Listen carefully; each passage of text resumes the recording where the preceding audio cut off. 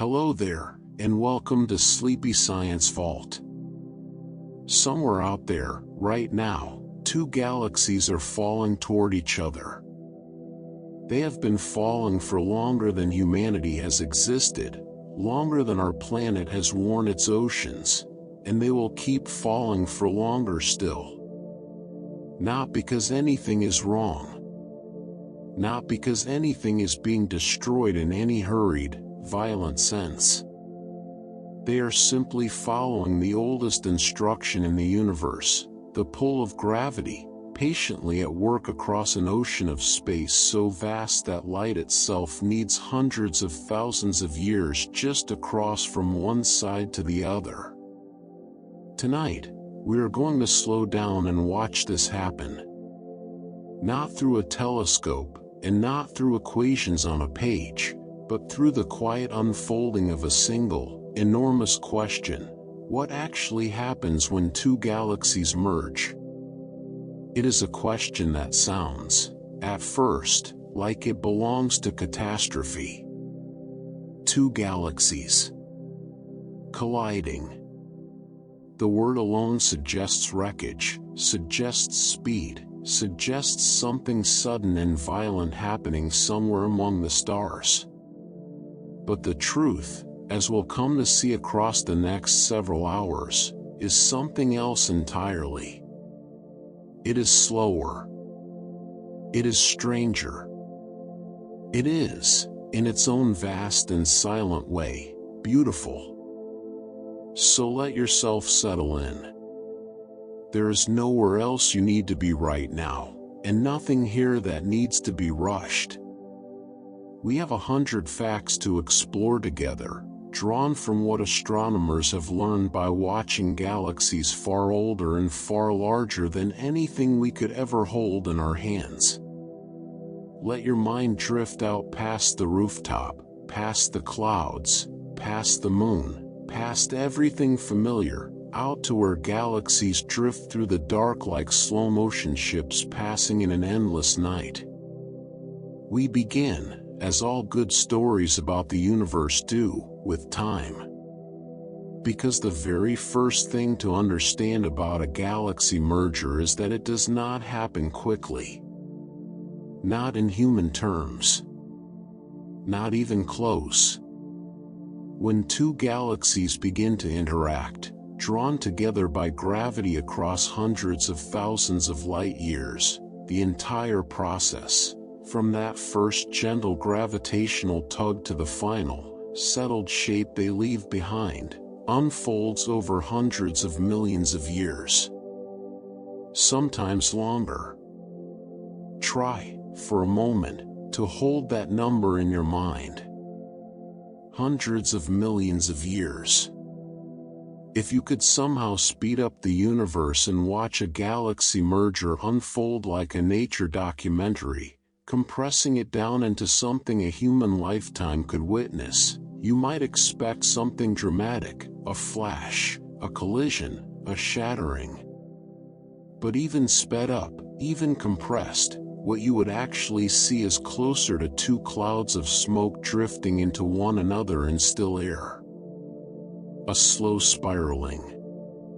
A gradual embrace. Shapes bending and stretching and curling around each other, not with the suddenness of a car crash, but with the unhurried patience of two rivers slowly merging into a single, wider current. This is the first quiet surprise about galactic collisions. What looks, from a distance, like a dramatic crash, is actually a slow cosmic dance. A dance that takes place on a timescale so far beyond our own that it becomes almost impossible to feel emotionally, even once we understand it intellectually. Hundreds of millions of years is longer than most species have existed on Earth. It is longer than the mountains outside your window have stood in their current shape. It is a span of time in which continents drift, oceans open and close, and entire branches of the tree of life rise and vanish. And that is the length of just one merger. one dance between two galaxies, playing out so slowly that from the inside, if you lived on a planet swept up in it, you might never notice anything unusual happening at all. The stars would look the same, night after night, for millions of years at a stretch. The sky would shift, imperceptibly, generation after generation, a slow tilt here, a slight brightening there, nothing that any single lifetime could ever perceive as change. It is worth sitting with that for a moment. Because so much of what feels overwhelming or dramatic to us as small, short-lived creatures, is, on the scale of galaxies, simply the ordinary unfolding of time. Nothing about a galaxy merger needs to be fast to be real. Nothing about it needs to be violent to be transformative. It simply needs time. An almost unimaginable amount of it. So what actually drives this slow dance forward? The answer, as it so often is in astronomy, is gravity. Gravity is the quiet architect behind every galaxy merger. It is not fire, and it is not force in any explosive sense. It is simply the patient, ever-present pull that every mass exerts on every other mass, growing stronger as things draw closer together. And in the case of galaxies, gravity begins its work long before the two systems ever appear to touch. Picture two galaxies, still separated by a distance so large it would take light itself the better part of 1,000,000 years to travel between them. From any casual glance, they might appear entirely unconnected, two isolated islands of stars, each minding its own business, spinning quietly in the dark. But gravity does not require contact. It does not require closeness in any way we intuitively understand. It reaches, silently, across all of that empty space, tugging ever so slightly on the outer stars, the gas, the loose material at the edges of each galaxy. And so, long before the two galaxies are anywhere near what we might call close, they are already responding to each other. Already being reshaped. Already beginning to lean, ever so slightly, toward a future that has not yet arrived. This is one of the most elegant truths about galaxy mergers. They do not begin at the moment of contact. They begin at the very first whisper of gravitational influence, which can start when the galaxies are still separated by distances we can barely comprehend. By the time two galactic centers are anywhere close to meeting, the outer structure of both galaxies has often already been quietly, gradually reshaped by the other's presence, spiral arms subtly tugged out of position, outer stars nudged into new, slightly stretched orbits, the whole quiet architecture of each galaxy responding to a partner it cannot see, cannot touch, and yet cannot escape. It's a strange kind of intimacy, when you think about it. Two enormous systems, each containing hundreds of billions of stars, beginning to change each other's shape before they are anywhere near together in any traditional sense. Reshaping one another from a distance, through nothing but an invisible pull that neither galaxy can resist and neither galaxy can rush. Now, here's where the story tends to surprise people the most. Because when we say two galaxies are colliding, the image that naturally comes to mind is one of impact. Of things smashing into other things. Stars crashing into stars, the sky lighting up with catastrophic fireworks, entire solar systems obliterated in bursts of light. But that is almost never what happens. In fact, direct, star-to-star collisions during a galaxy merger are remarkably rare. Almost startlingly so, once you understand why. The reason comes down to something we don't often appreciate about galaxies: just how much empty space exists between the stars inside them. A galaxy may contain hundreds of billions of stars, and from a distance, in a photograph, it might look dense, a swirling, glowing disk packed with light. But the reality, up close, is almost the opposite.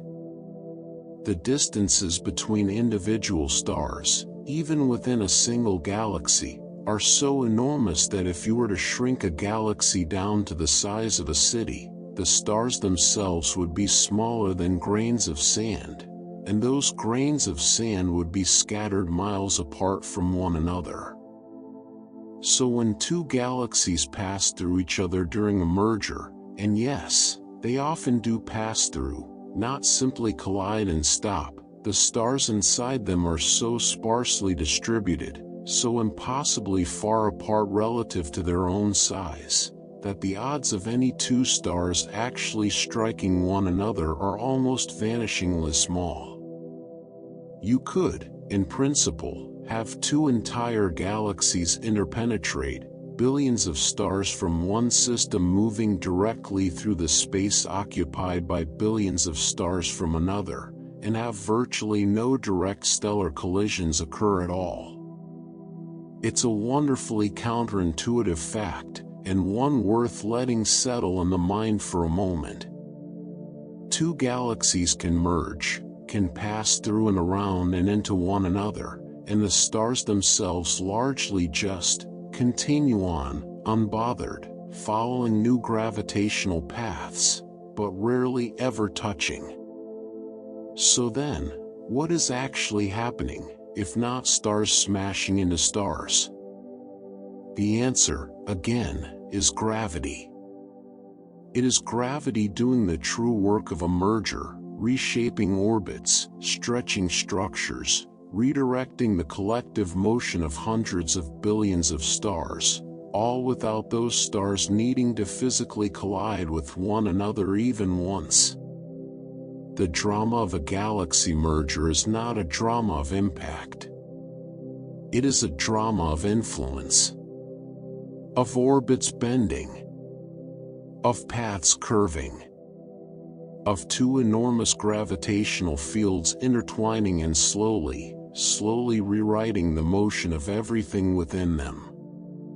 It is less like a car crash, and more like two vast flocks of birds passing through each other in open sky, each bird adjusting its path in response to the pull and pressure of the crowd around it, without ever needing to strike another bird directly. Beautiful, complex, and almost entirely free of collision, even in the midst of what looks, from far away, like chaos. But if stars themselves rarely collide, then what is it that truly determines how a merger unfolds? What is doing the heavy lifting behind the scenes? To answer that, we have to talk about something invisible. Something astronomers cannot see directly, and yet something whose presence shapes nearly everything about how galaxies interact. We have to talk about dark matter. Every galaxy, as best as we understand it, sits at the center of something called a dark matter halo, an enormous, invisible cloud of mass that extends far, far beyond the visible edges of the galaxy itself. The stars, the gas, the glowing spiral arms we associate with a galaxy, all of that visible material is, in a very real sense, just the small, luminous core of something much larger. Surrounding it, extending outward for a distance many times greater than the visible galaxy, lies this vast halo of dark matter, unseen, undetected by light of any kind, and yet gravitationally present all the same. And when two galaxies begin to approach each other, it is often these dark matter halos that meet first. This is a genuinely humbling thing to consider. The parts of a galaxy that we can actually see, the bright spiral arms, the glowing central bulge, the scattered light of billions of suns, are, in terms of sheer size, almost a small detail. A relatively tiny, brightly lit core resting inside something enormously larger and completely invisible. So when astronomers talk about two galaxies meeting, the visible portions, the parts that would show up in a photograph, might still appear to be quite far apart from each other. And yet, unseen, their dark matter halos may already be overlapping, already interacting, already beginning that first true handshake of gravitational influence, long before anything visible seems to be happening at all. It means that a great deal of the real story of any galaxy merger is, quite literally, happening in the dark. Hidden from direct observation, inferred only through its gravitational effects, through the way visible stars and gas respond to a pull that has no light of its own. And these dark matter halos do not stay separate for long, either. Just as the visible galaxies eventually merge into one, so too do their surrounding halos. Over the long course of the encounter, the dark matter belonging to each galaxy gradually mingles, blends, and eventually settles into a single, larger halo, an invisible skeleton reshaped and reformed to hold the newly merged galaxy together. It is a strange thing to picture, two ghostly, unseen structures, each many times larger than the glowing galaxies they surround, slowly folding into each other in total darkness, while the visible stars drift along inside, carried by a gravitational current they cannot see and we can only infer. And yet, here is where the story gains one more layer of nuance, because it would be easy to assume that the merger of dark matter halos and the merger of the visible galaxies are simply one and the same process, happening in perfect lockstep, mirror images of each other playing out at the same pace. But that isn't quite true either. The merging of dark matter halos and the merging of the visible galaxies inside them are related, deeply related, but they are not identical processes, and they do not always proceed in perfect sync. The dark matter, being far more extended and far less concentrated than the visible stars and gas, can begin merging, blending, and settling into a new shape earlier, and can behave somewhat differently than the dense, luminous cores of the galaxies themselves. In other words, the invisible skeleton of a merger and the visible body of a merger are dancing to the same underlying music, but not always moving in perfect unison. It's a subtlety that reminds us just how much complexity is folded into something we tend to describe, in casual conversation, with a single simple word, merger. In truth, it is many processes, overlapping, echoing, and shaping each other, unfolding across a canvas so vast and so dark that most of it will always remain, in a very literal sense, unseen. Given all of this complexity, the vast timescales, the invisible dark matter, the gradual gravitational reach, it should come as no surprise that astronomers have found it useful to break the merger process down into distinct stages. Not because the process is ever quite as clean or as separate as any list of stages might imply, but because doing so gives us a way to talk about, and think about, something that would otherwise feel like one long, undifferentiated blur of time. Broadly speaking, a galaxy merger tends to move through three recognizable phases. First comes the close encounter.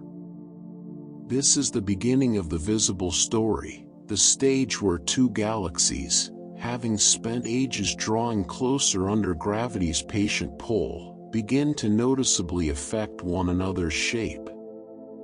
Tidal forces stretch and distort their outer structures. Spiral arms may elongate. Long, faint streams of stars and gas can be pulled outward, tracing the early signs of gravitational disruption, like two dancers just beginning to reach toward each other across the floor.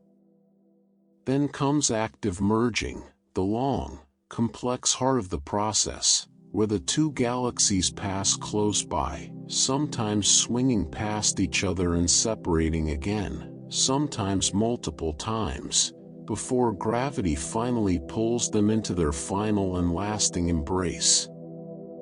This is the stage of greatest visible transformation, where structures can become dramatically warped, where the orderly rotation each galaxy once had begins to break down into something more turbulent, more tangled, more difficult to trace.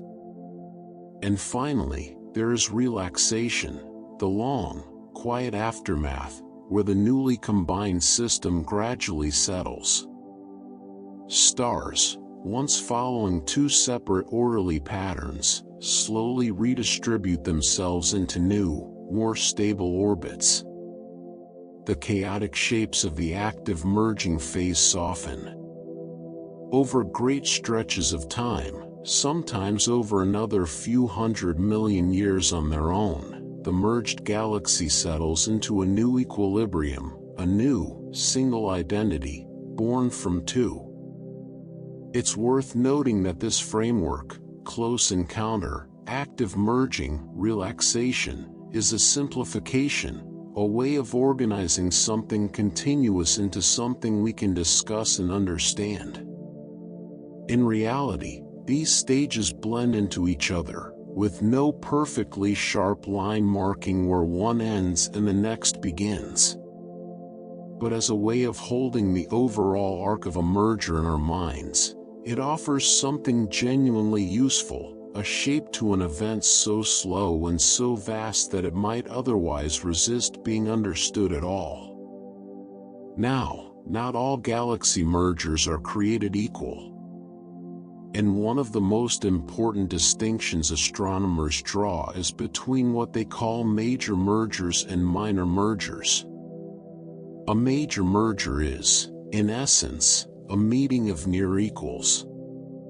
Two galaxies of fairly similar mass, drawn together by gravity, neither one overwhelmingly larger than the other. When we picture the classic, dramatic image of galactic collision, two great spiral galaxies locked in a slow embrace, both visibly warping and distorting each other, we are usually picturing a major merger. Because the two galaxies are similar enough in size and gravitational strength, neither one can simply absorb the other without dramatic mutual transformation. Both are changed. Both are reshaped. Both leave the encounter looking fundamentally different than they did before it began. Minor mergers tell a very different kind of story. In a minor merger, one galaxy is dramatically smaller than the other, a modest companion falling into the gravitational grip of a much larger, more massive galaxy. And in these cases, the outcome tends to be less like a meeting of equals, and more like a gradual absorption. The smaller galaxy, unable to resist the overwhelming gravitational dominance of its larger neighbor, is slowly pulled apart, stretched into long streams of stars, gradually stripped of its structure, and eventually woven into the larger galaxy's own body. The larger galaxy, meanwhile, often shows far more subtle signs of change. It may gain new stars, a slight thickening of its outer disk, a new stream of material swirled into its halo, but it does not undergo the kind of dramatic full-body transformation that defines a major merger.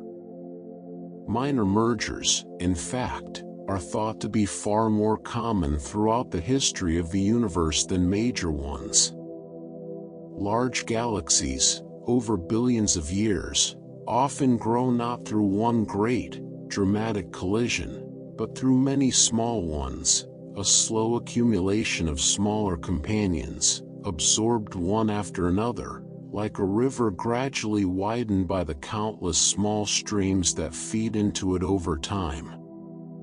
It's a gentler picture, in some ways, than the dramatic head-on collisions we might imagine.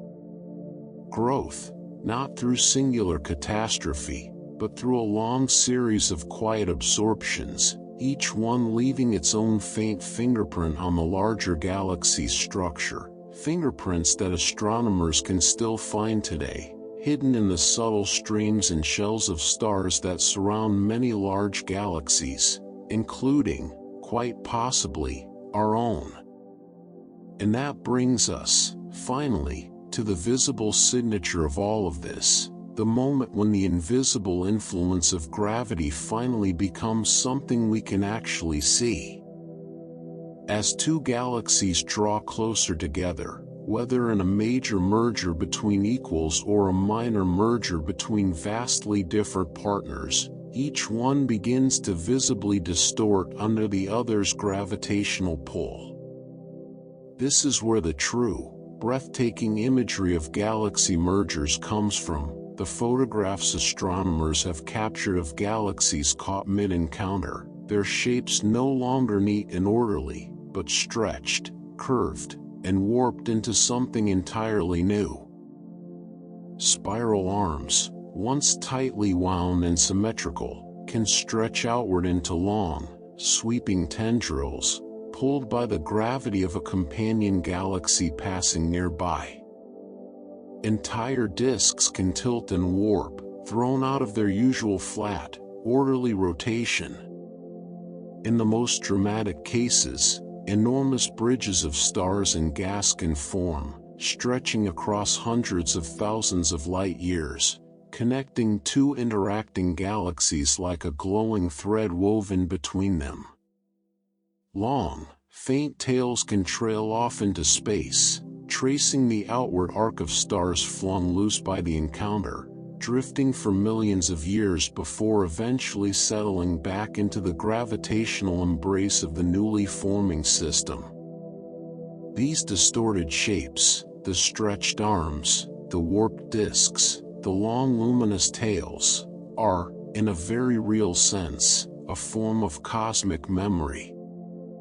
A visible record of gravitational forces at work, frozen for our eyes not in stillness, but in the middle of a motion so slow that it might as well be still, from where we sit. When astronomers look at these strange, beautiful, asymmetrical galaxies scattered throughout the universe, what they are really looking at is a snapshot of gravity's ongoing labor, two great systems, still in the middle of becoming one, caught in a single, frozen moment of an act that takes hundreds of millions of years to complete. And so we return to where we began. To that vast, patient, invisible dance. Two galaxies, drawn together not by force or violence, but by the slow, silent pull of gravity, acting across distances so large they defy easy imagination. Two invisible halos of dark matter, meeting long before anything visible seems to touch. Billions upon billions of stars, sailing past and through and around one another, almost never colliding, and yet utterly transformed all the same. Spiral arms stretching, structures warping, bridges and tails of starlight tracing pathways across the dark. This is only the beginning of the story. In the segments still to come, we will follow this slow dance further, into the storms of star formation that mergers can ignite, into the strange new shapes that emerging galaxies can take, into the black holes that lie hidden at galactic centers, and into the long, quiet future that eventually awaits every merger, no matter how it began. For now, let this first movement settle over you like the slow settling of starlight after a long night sky has finally gone still. Two galaxies, reaching toward each other across the dark, patient, unhurried, and already, in ways too vast for either of them to notice, beginning to become one. Let's return now to that early moment we touched on before. The two galaxies have not yet met, not in any complete sense, but something has already begun to shift within them. This is where we pick the story back up, in that delicate window astronomers call the close encounter, when gravity first makes itself visible not as a force we can point to, but as a change we can see. Because up until this point, everything we've described has happened almost entirely out of sight. Invisible halos overlapping. Distant gravitational tugs reaching across hundreds of thousands of light years. But now, something new starts to happen. The galaxies begin to bend. This bending has a name. Astronomers call it tidal interaction, and it's remarkably similar, in principle, to something far more familiar and far closer to home: the ocean tides that rise and fall here on Earth because of the moon's gravity. When the moon pulls on our planet, it doesn't pull evenly. The side of Earth closest to the moon feels a slightly stronger pull than the side farthest away. And that difference in pull, that subtle imbalance across a body's own diameter, is what creates the tide. Now imagine that same basic idea, but instead of a moon pulling on an ocean, you have an entire galaxy pulling on another entire galaxy. The imbalance is no longer measured in inches of rising water. It's measured in the slow, sweeping distortion of 100 billion stars.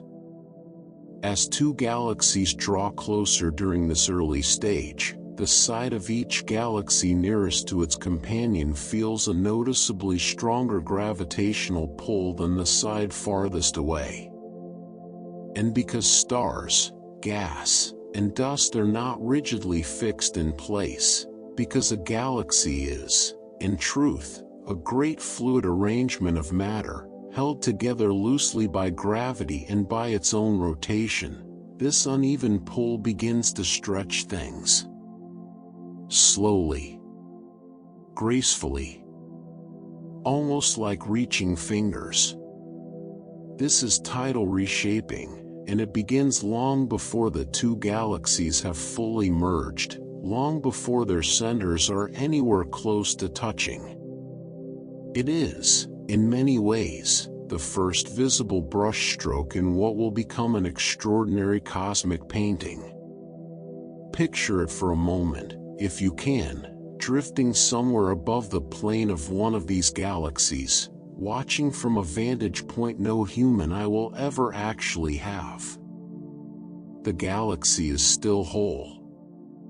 Still spinning in its familiar rhythm, spiral arms curling gently outward from a bright, dense core. But something has started to change at the edges. Where the outer stars once traced smooth, even orbits, they now begin to lean, ever so slightly, toward their approaching companion. Not dramatically. Not all at once. Just a slow curling. A gentle bending. As though the entire galaxy were tilting its head to listen to something calling from a distance. This is the beginning of one of the most visually striking phenomena in all of galactic astronomy, the tidal tail. As the gravitational pull between two interacting galaxies grows stronger, particularly among the outermost stars and gas, the material least tightly bound to the galaxy's own gravity, entire streams of matter can be drawn outward, pulled away from the main body of the galaxy in long, sweeping arcs. These are the tidal tails. Vast rivers of stars, gas, and dust stretched out across space, sometimes spanning hundreds of thousands of light years from tip to tip. It's worth pausing on just how strange and beautiful this phenomenon really is. A tidal tail isn't debris in any violent sense. It isn't wreckage, torn loose by an explosion or an impact. It is, instead, something closer to taffy being pulled. Gravity reaching into the outer edges of a galaxy and drawing them out, slowly, into long, luminous filaments that curve gracefully away into the darkness. In the case of major mergers, those encounters we discussed earlier, between two galaxies of fairly similar size and mass, these tidal tails can become extraordinarily large. Because the two galaxies are gravitationally comparable, each one able to meaningfully affect the other, the interaction can fling enormous quantities of stars, gas, and dust outward from both systems simultaneously. Some of the most striking astronomical images ever captured show exactly this: two galaxies, caught mid-merger, each trailing a long, glowing tail of stars behind it, as though two comets, impossibly vast, were passing each other in the depths of space. These aren't small structures either. Some tidal tails stretch for distances greater than the diameter of the galaxies that produced them. Imagine an arm reaching out, several times longer than the body it's attached to, a graceful, curving limb of stars extending off into the dark, glowing softly with the light of countless suns, slowly drifting further from home with each passing million years. And this is precisely why tidal tails have become one of the most important tools astronomers use to identify galaxy mergers in the first place. Because here's the thing about galaxy mergers: they unfold over such vast stretches of time that no astronomer, no observatory, no human lifetime will ever witness the complete arc of even a single one. We can't watch a merger unfold in real time the way we might watch weather patterns shift across a satellite image. What we can do, instead, is study countless different galaxies, scattered throughout the universe, each caught at a different frozen moment along its own individual merger's timeline. And from those countless individual snapshots, astronomers piece together the larger pattern, much like assembling a story not from watching it unfold, but from studying hundreds of individual photographs taken at different, unknown points along its plot. Tidal tails are among the clearest, most unmistakable of these photographic clues. When astronomers spot a long, faint stream of stars trailing away from a galaxy, they know, with a fair degree of confidence, that they're looking at a system currently caught in the act of merging, or one that merged relatively recently, before the tail had time to fully disperse or fall back inward. Alongside tidal tails, astronomers look for other telltale signs, too. Warped disks, where a galaxy's usually flat, orderly plane has been bent or twisted out of shape by gravitational interaction. Asymmetries, where one side of a galaxy looks noticeably different from the other, a subtle but telling sign that something, or someone, nearby has been tugging at it. Bridges of stars and gas connecting two galaxies that appear to be caught mid-encounter. Shell-like structures, faint arcs of stars surrounding a galaxy's outskirts, hinting at a smaller companion absorbed long ago. Each of these features functions almost like a fingerprint left behind by gravity, a visible trace of an invisible, achingly slow process, allowing astronomers to reconstruct stories that unfold across timescales far too vast for any of us to witness directly.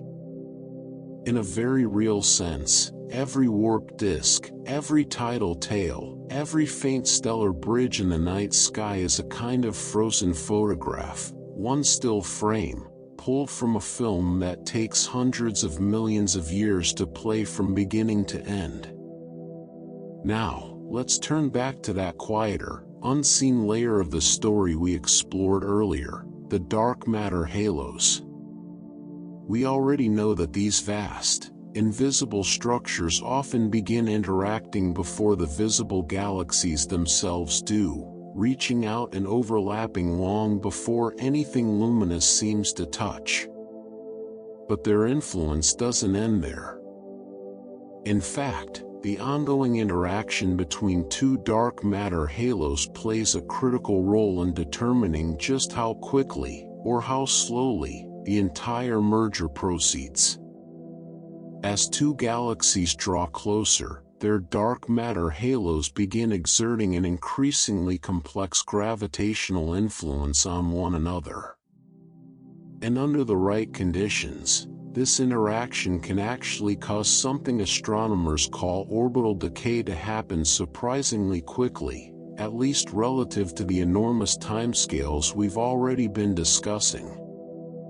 Orbital decay, in this context, simply refers to the gradual loss of orbital energy between the two approaching galaxies, a slow, steady falling inward, as the paths they follow around each other tighten, loop by loop, drawing them ever closer together.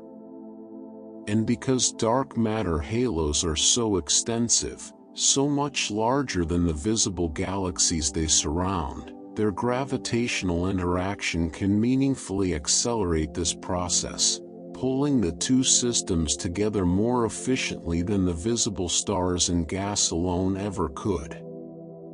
It's a beautiful piece of cosmic teamwork, in a way, even if neither system is choosing anything at all.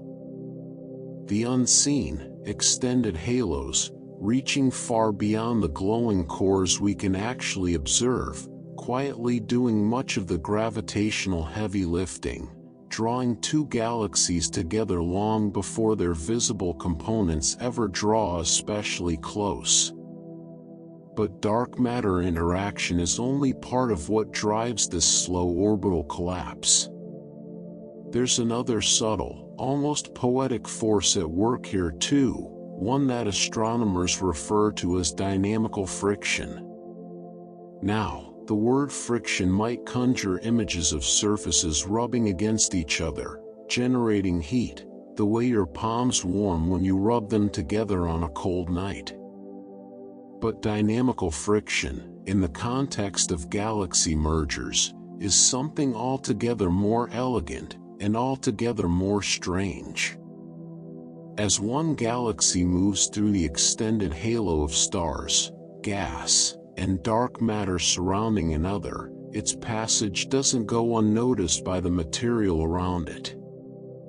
Its own gravity subtly pulls on the surrounding matter as it moves, creating what's sometimes described as a gravitational wake, not unlike the wake a boat leaves behind as it moves through still water.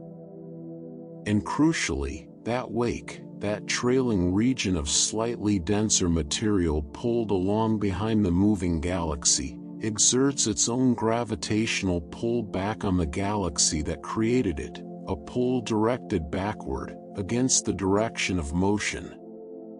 The net effect of this is a slow, steady drain of orbital energy. The moving galaxy, in essence, is gently, continuously tugged backward by the very disturbance its own passage creates. Over time, this steady drag causes the galaxy's orbital motion to lose energy, causing its path to spiral inward rather than simply passing by and continuing on its original course.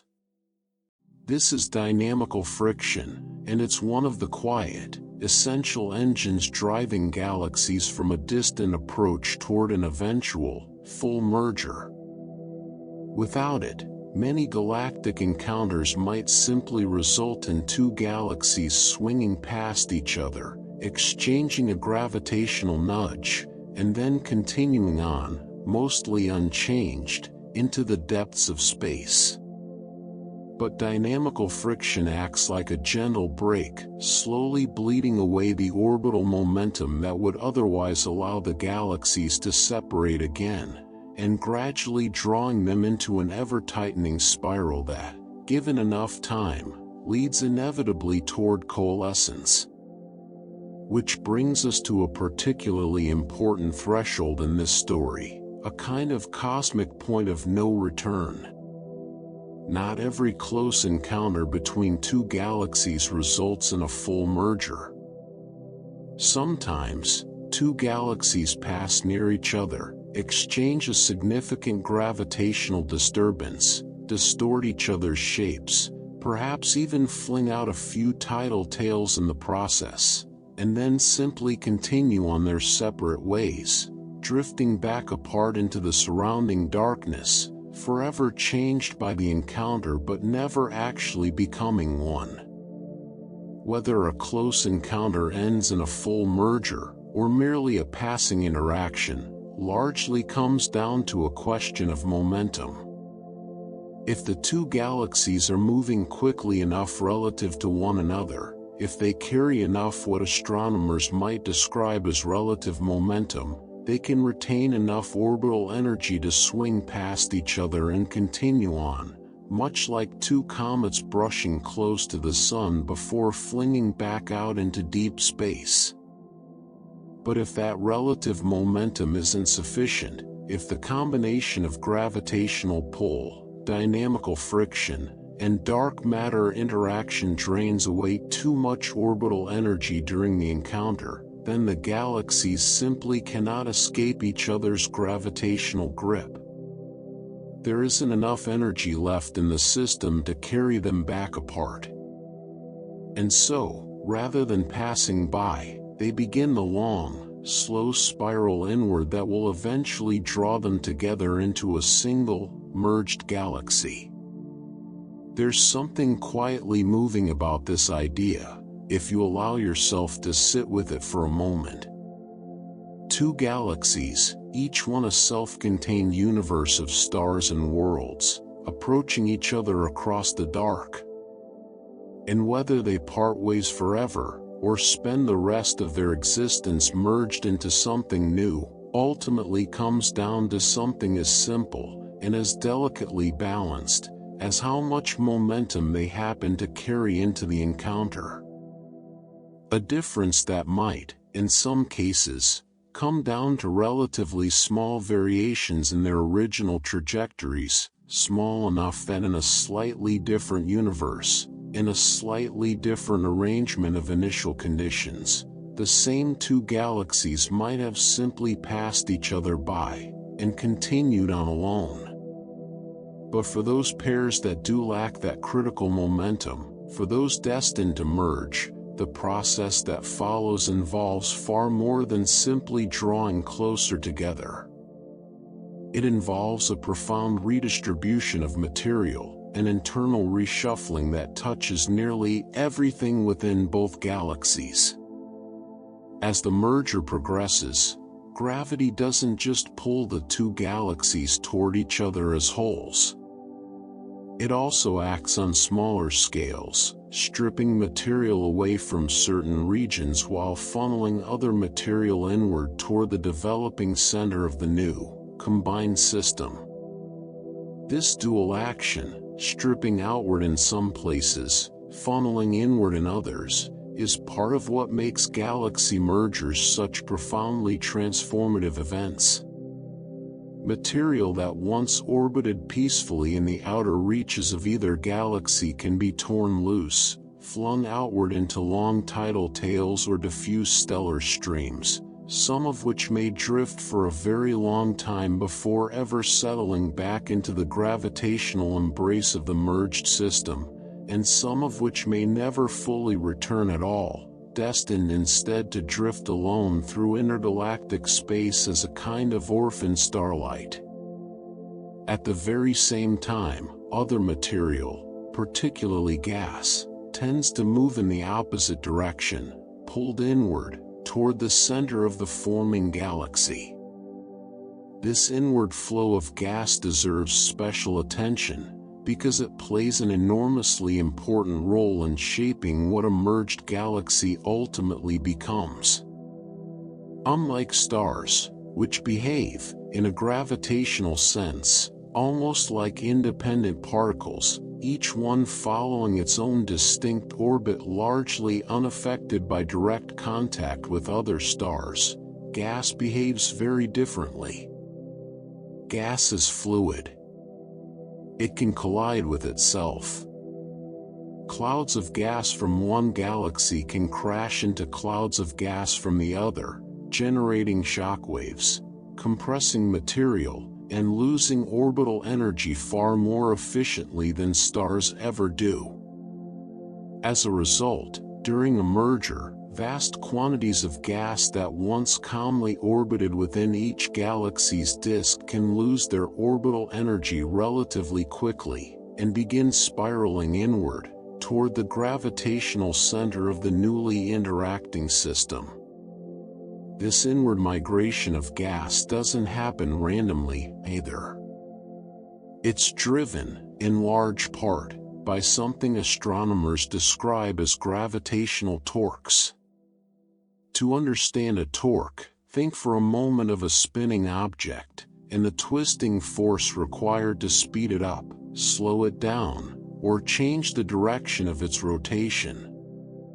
During a galaxy merger, the gravitational interaction between the two systems, combined with the increasingly chaotic, asymmetric shapes each galaxy takes on as the process unfolds, generates exactly this kind of twisting gravitational influence on the gas within them. These torques act like invisible hands, gently but persistently nudging orbiting gas out of its previously stable path, causing it to lose angular momentum and spiral gradually inward, toward the very heart of the developing galaxy. And this isn't a small-scale effect, either. Over the course of a merger, these gravitational torques can funnel enormous quantities of gas inward, concentrating it in an increasingly small, increasingly dense region at the system's center. Astronomers often describe this region using a unit of distance called a kiloparsec, a term that might sound abstract, but simply refers to roughly 3,200 light-years. And when we talk about gas being funneled into the central kiloparsec of a merging system, we're talking about an extraordinary concentration of material, gathering into a region that, on galactic scales, is almost startlingly small, a tight, dense, rapidly evolving core, forming at the very center of two galaxies in the process of becoming one. This concentration of gas at the center doesn't just sit there quietly, either.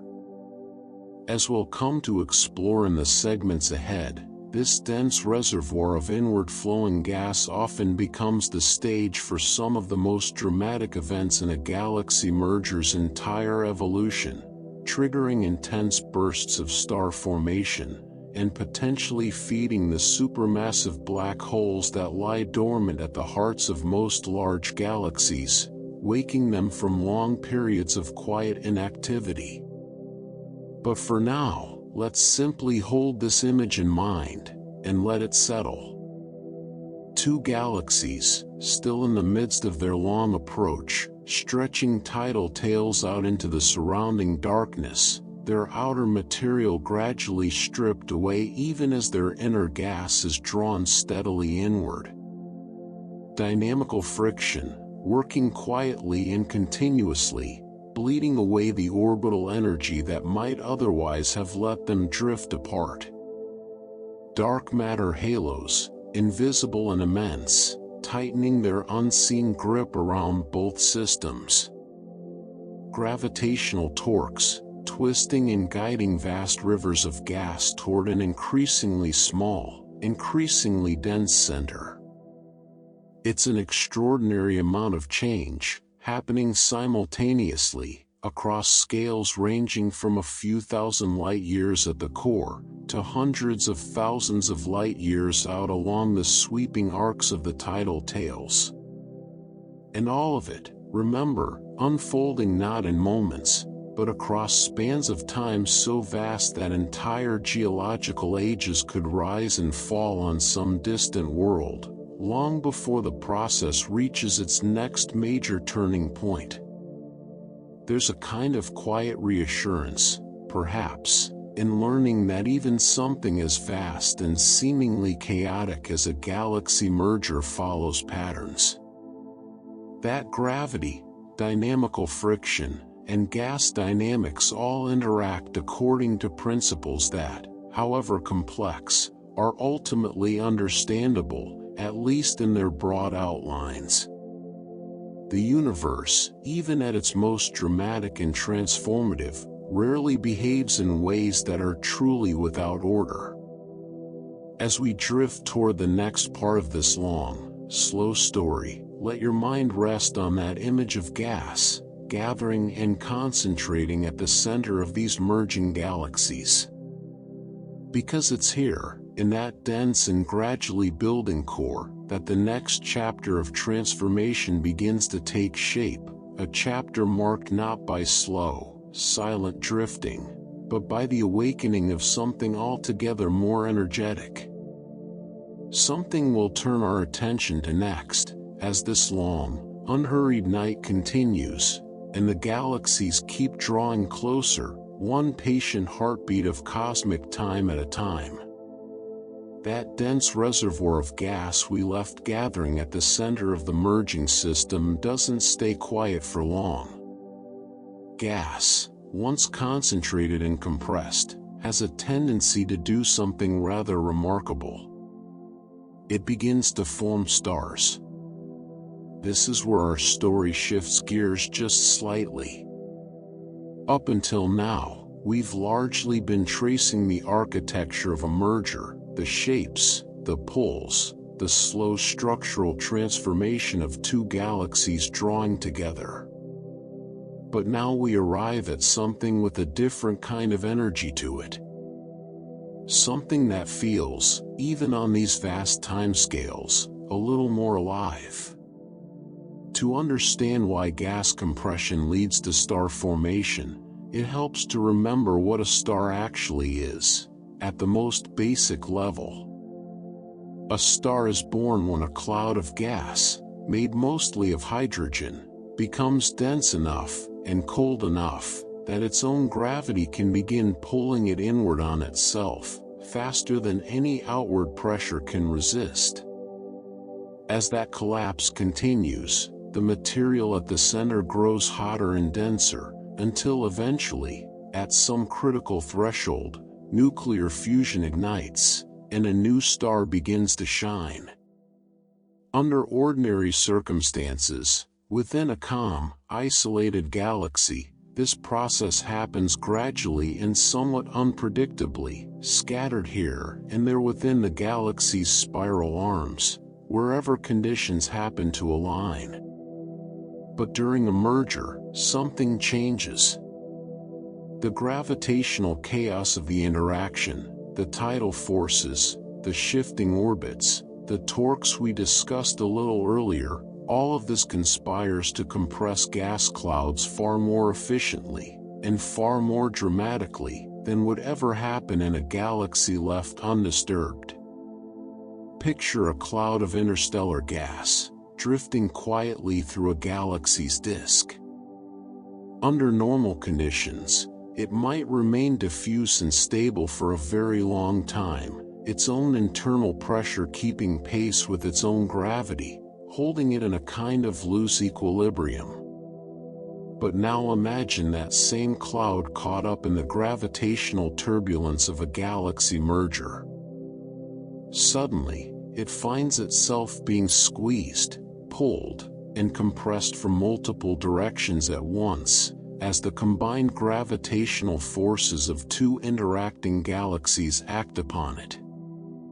This compression can push the cloud past the delicate balance it once held, tipping it over the threshold where its own gravity begins to overwhelm the forces holding it apart. And when that happens, often in many places throughout the galaxy simultaneously, the result can be a sudden, widespread burst of new star birth. There's something wonderfully paradoxical about this. The very forces that stretch a galaxy apart at its edges, sending stars spiraling out into long tidal tails, can also be the forces that compress its gas tightly enough, deep within its core, to spark the birth of entirely new stars. Destruction and creation, in a sense, arising from the very same gravitational event. Now, gravitational compression through tidal forces isn't the only mechanism at work here. There's another, more physically dramatic process that also plays an important role in triggering new star formation, and that's the generation of shock waves. When two galaxies interact closely, and particularly when their gas-rich regions begin to pass through or collide with one another, the gas itself doesn't behave the way stars do. We already touched on this a little earlier. Stars, being so widely spaced relative to their size, tend to pass by each other without direct contact. But gas is different. Gas is fluid, and when two clouds of gas moving at different velocities encounter each other, they don't simply pass through unaffected. They collide, in a very real physical sense, generating shock waves that ripple outward through the surrounding material. These shock waves function somewhat like sonic booms, compressing the gas they move through suddenly and forcefully. And just as with the slower, gravitationally driven compression we described a moment ago, this rapid shock compression can push gas clouds past the tipping point needed for gravitational collapse, directly triggering the birth of new stars, sometimes in tightly packed clusters, sometimes scattered along the leading edges of colliding gas structures. It's a beautifully violent kind of creation, if such a phrase can be allowed. Shock waves, born from the collision of vast gas clouds, rippling outward and, in their wake, leaving behind newly forming stars, condensing out of gas that only recently existed as two entirely separate, calm, undisturbed clouds belonging to two entirely separate galaxies. Between these two mechanisms, gravitational compression through tidal interaction, and direct shock compression from colliding gas, mergers can become remarkably effective engines of star formation. In fact, in some of the most dramatic cases, the rate of new star formation within a merging system can rise to levels dramatically higher than anything typically seen in an isolated, undisturbed galaxy. Astronomers refer to these episodes of intensely elevated star formation as starbursts, and the name captures the idea rather well. A burst, concentrated and comparatively rapid, of new stellar birth, far exceeding the slow, steady background rate of star formation found in a typical, quietly rotating spiral galaxy going about its business undisturbed. It's worth taking a moment to really appreciate just how significant this increase can be. In a normal, isolated galaxy like our own Milky Way, star formation proceeds at a fairly modest, steady pace, producing perhaps a small handful of new stars each year, spread out across the galaxy's vast disk. But in some of the more intense merger-driven starbursts observed by astronomers, the rate of star formation can rise dramatically beyond that baseline.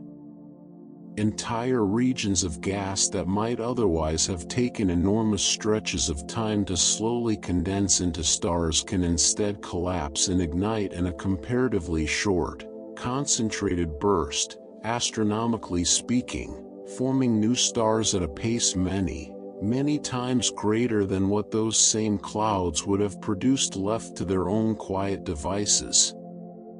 But here's an important nuance, one that keeps this story from becoming too simple, too uniform.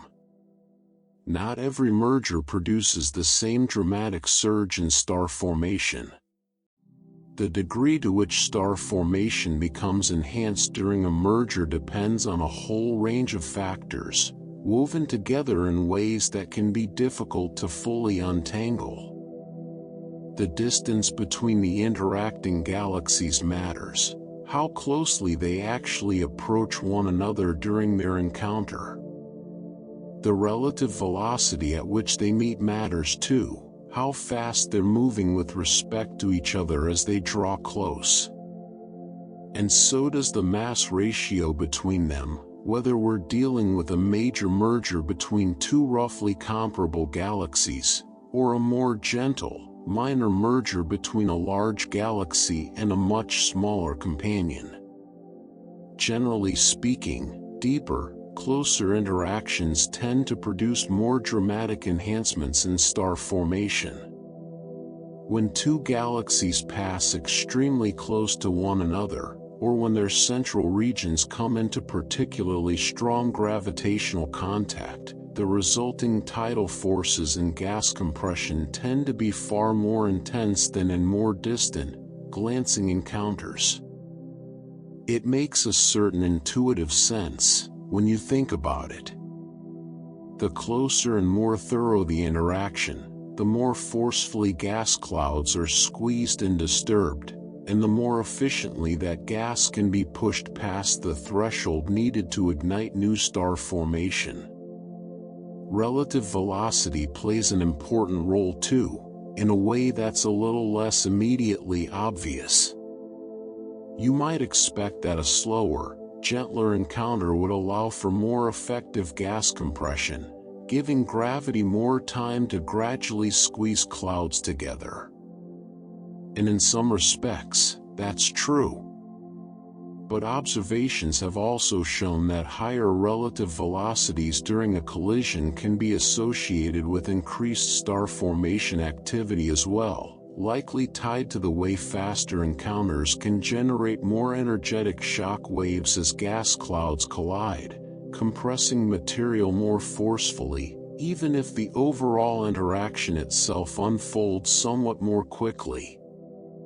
It's a reminder that the physics at play here rarely reduces down to one single, simple variable. Distance, velocity, mass ratio, the geometry of the encounter itself, all of these threads weave together, producing outcomes that can vary considerably from one merger to the next.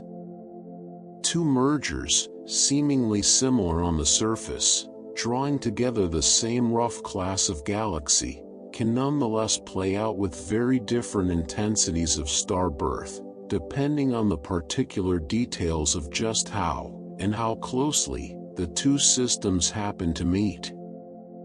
And where does much of this newly triggered star formation actually take place? Very often, right at the heart of the system, in that dense, gravitationally funneled core we described a little earlier. Remember all that gas being drawn inward by gravitational torques, concentrating within the central kiloparsec of the merging galaxies?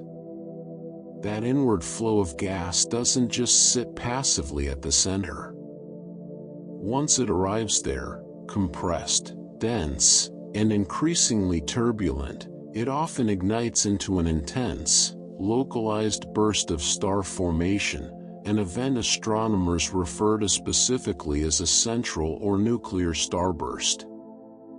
This is a particularly striking feature of many galaxy mergers. Rather than new star formation being scattered broadly across the galaxy's disk, as it might in a normal, undisturbed system, the merger process can instead concentrate an enormous share of the newly forming stars into a relatively small, intensely active region at the very center of the system. Picture it as something like a glowing ember at the heart of the merging galaxies, growing brighter and more energetic as more and more gas continues pouring inward, feeding an increasingly vigorous burst of stellar birth, concentrated within a region that, on galactic scales, remains remarkably compact. These central starbursts can be extraordinarily luminous, in some cases outshining the combined light of the rest of the entire galaxy, entirely as a result of the sheer number of hot, young, newly formed stars packed into such a comparatively small space.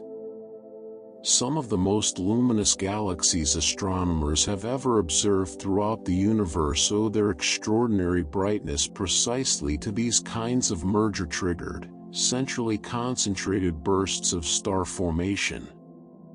But before we let this story run away entirely into images of blazing, dramatic starbursts, it's worth pulling back and offering an important, grounding piece of nuance. Because not every galaxy merger results in this kind of dramatic stellar explosion of activity. In fact, many mergers throughout the universe unfold with far more modest, far more understated changes in their overall star formation.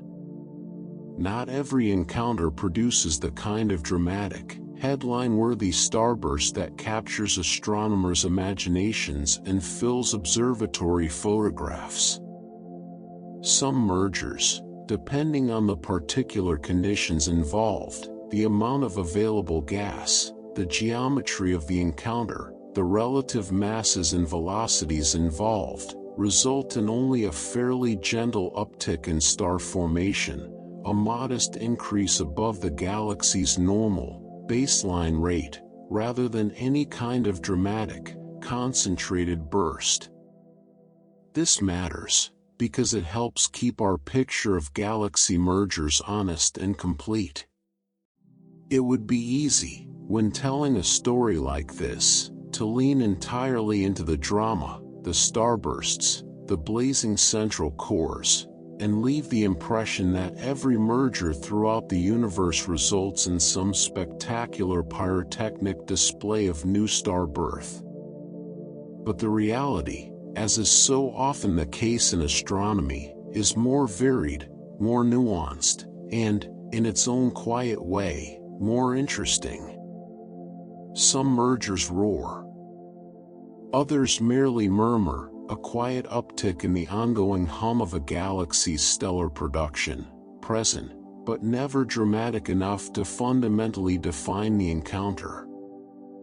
It's a helpful reminder that even something as consistently patterned as gravity and gas dynamics can still express itself along a broad spectrum of outcomes, shaped by the particular circumstances of each individual pair of galaxies involved. No two mergers, in the end, are ever entirely alike. Now, let's turn our attention outward again, back toward those long, sweeping tidal tails we spent time with earlier, stretching outward from the merging system like great luminous arms reaching into the surrounding dark. We described these tails as rivers of stars, gas, and dust, pulled loose from the outer regions of the interacting galaxies by the uneven, stretching pull of tidal forces. And we noted, too, that some of this material can drift for a very long time before ever coming back, some of it perhaps never returning at all, destined to wander alone through intergalactic space as faint, scattered starlight. But that's not the whole story for every particle of gas and every star flung outward into a tidal tail. In fact, a portion of the material sent outward into these long tidal streams eventually finds its way back home. Astronomers describe this process as reaccretion, a slow, graceful return, where gas and, in some cases, newly formed stars that were originally flung outward during the height of the merger's tidal interaction, gradually fall back inward, pulled once again by the gravity of the newly forming, merged galactic system. This return journey is neither quick nor simple. Material sent outward into a tidal tail often travels an enormous distance before its outward momentum finally exhausts itself against the pull of gravity, at which point it slows, pauses, and very gradually begins arcing back inward, tracing a long, looping path that can take an immense stretch of time to complete, sometimes rivaling the length of the original merger process itself. But when this returning material does finally make its way back, it doesn't simply resume its old orbit unchanged, the way it might have existed before the merger ever began. Instead, it becomes incorporated into the newly forming galaxy, adding to the pool of gas and stars now settling into this larger, transformed system. Some of this returning gas may even go on to fuel additional episodes of star formation, joining the broader story of transformation still unfolding at the heart of the merging galaxies. There's something rather moving about this particular detail, if you allow yourself to sit with it for a moment. Material that was, for a time, flung out into the vast emptiness beyond the visible edges of both galaxies, drifting alone through the tidal tail's long, curving arc, eventually finds its way home again. Not to the galaxy it originally came from, not exactly, but to something new. Something built, in part, from the very galaxy it once belonged to, merged now with another, into a single, larger, transformed whole. It's a small echo, in a way, of the larger story we've been tracing across this entire segment. Compression and creation. Disruption and renewal. Material stripped away, only to be gathered back in, transformed, reincorporated, given new purpose within a system that didn't even exist in its current form when that material first began its long outward journey. As we let this chapter settle, take a moment to hold the full picture in your mind. Two galaxies, deep in the throes of their long interaction. Gas clouds compressed by tidal forces and shock waves alike, igniting bursts of new star formation scattered throughout the system, and concentrated with particular intensity at the newly forming galactic center. Some mergers blazing with dramatic starburst activity, others proceeding with far gentler, more modest increases in stellar birth. And throughout it all, tidal tails stretching outward into the surrounding darkness, some of their material destined to drift away forever, and some, eventually, finding its way back home. This is the living, breathing heart of a galaxy merger. Not simply two shapes drawing together and settling into one, but an entire, intricate process of transformation, gas moving, compressing, igniting, scattering, and returning, stars being born in numbers and in places that would have been impossible had these two galaxies simply continued on, alone, undisturbed, each following its own quiet path through the dark. And still, this story is far from finished. Because as gas continues gathering at the center of this newly forming system, as star formation continues its bursts and murmurs throughout the merging structure, something else, something we've only briefly hinted at so far, waits quietly at the very heart of each galaxy. Something vast, and dense, and largely dormant, for now. We'll turn our attention there next, as this long night continues to unfold, and the slow, patient story of these two galaxies moves ever closer toward its next great transformation. Something remarkable waits within those long tidal tails we've been tracing, something we've mostly described so far as trailing rivers of displaced stars and gas, drifting outward from the main body of the merging galaxies. But those tails are not empty, lifeless streams. They are not simply debris in any passive sense. Within them lies nearly everything needed to build something entirely new. Tidal tails, it turns out, are rich with molecular gas and dust, the very same raw ingredients that give rise to stars anywhere else in the universe. This might seem, at first, a little surprising.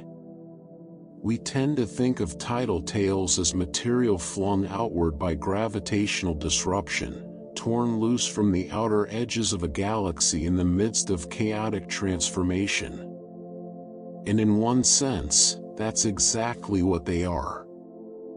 But that displaced material carries with it the same fundamental building blocks found throughout any galaxy's disk: clouds of hydrogen molecules, scattered dust grains, the quiet raw material from which stars have always been born. And so, rather remarkably, star formation doesn't stop simply because material has been pulled far from its original home. It continues, out there, in the long, curving arcs of the tidal tails themselves, far from the dramatic, gas-rich chaos unfolding at the center of the merging system. Astronomers have, in fact, directly observed young stars residing within these tidal structures, embedded within the debris of ongoing galactic collisions. This is a particularly striking piece of evidence, because it confirms something that might otherwise remain purely theoretical. It's one thing to reason, from basic physics, that gas-rich tidal tails ought to be capable of forming new stars. It's another thing entirely to look out into the universe, point a telescope toward one of these long, faint streams of displaced material, and actually find bright, young, recently formed stars glowing within it, unmistakable evidence that star birth is happening not just at the heart of the merging galaxies, but far out along their outstretched, tidal arms as well. In some of these systems, this star formation reveals itself through a very particular kind of light, ultraviolet radiation. Young, hot, newly formed stars are especially bright in ultraviolet wavelengths, a natural consequence of their high surface temperatures. And so, when astronomers observe regions of intense ultraviolet brightness scattered along a tidal tail, they can be reasonably confident they're looking at exactly this: clusters of young, recently formed stars, glowing brightly enough in ultraviolet light to stand out clearly, even from the enormous distances involved in observing these distant, merging systems.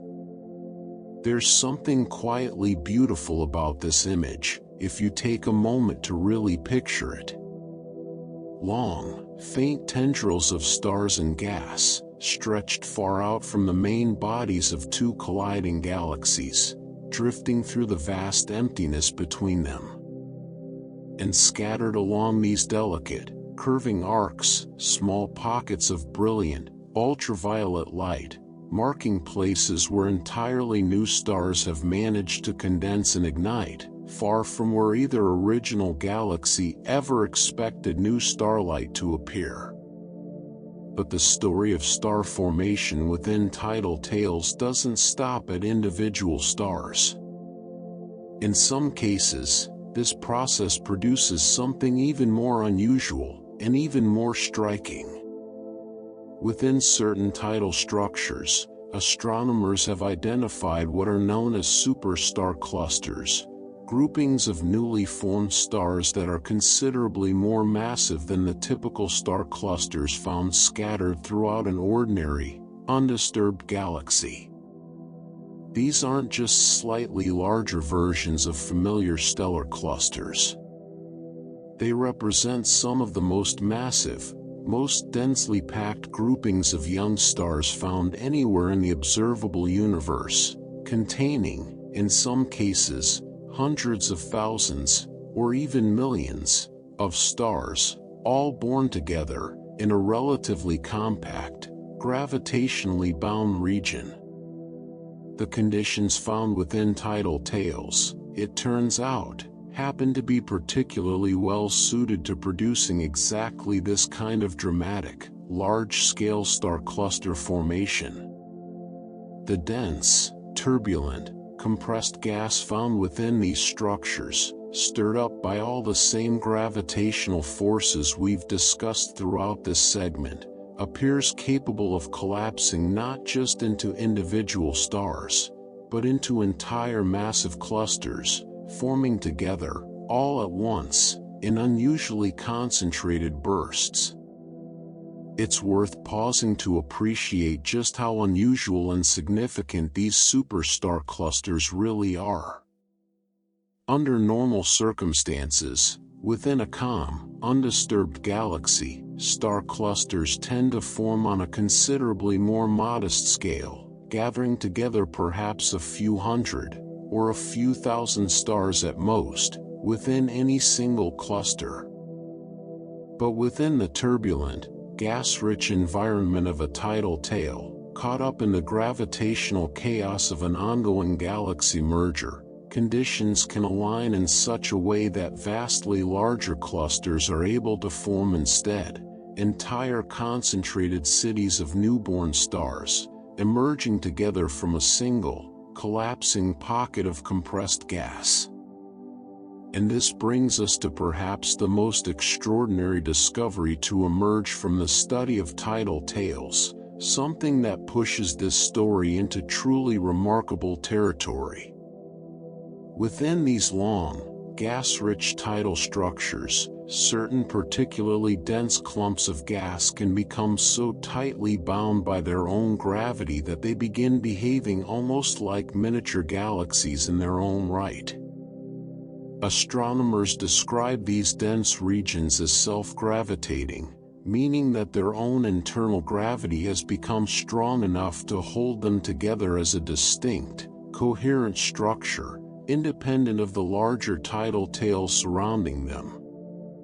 And in certain cases, these self-gravitating clumps of gas within tidal tails don't simply form a burst of stars and then quietly disperse back into the surrounding material.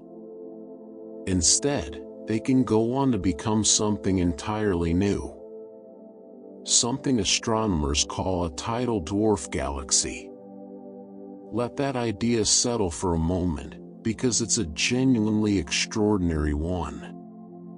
A tidal dwarf galaxy is exactly what its name suggests, a small, self-contained galaxy, complete with its own population of stars, its own gas, its own internal gravitational coherence, formed not from some ancient, primordial collapse of gas in the early universe, the way most galaxies are thought to have originally formed, but instead born directly out of the material flung outward during an ongoing galaxy merger. A new galaxy, born from the debris of two much older, much larger ones.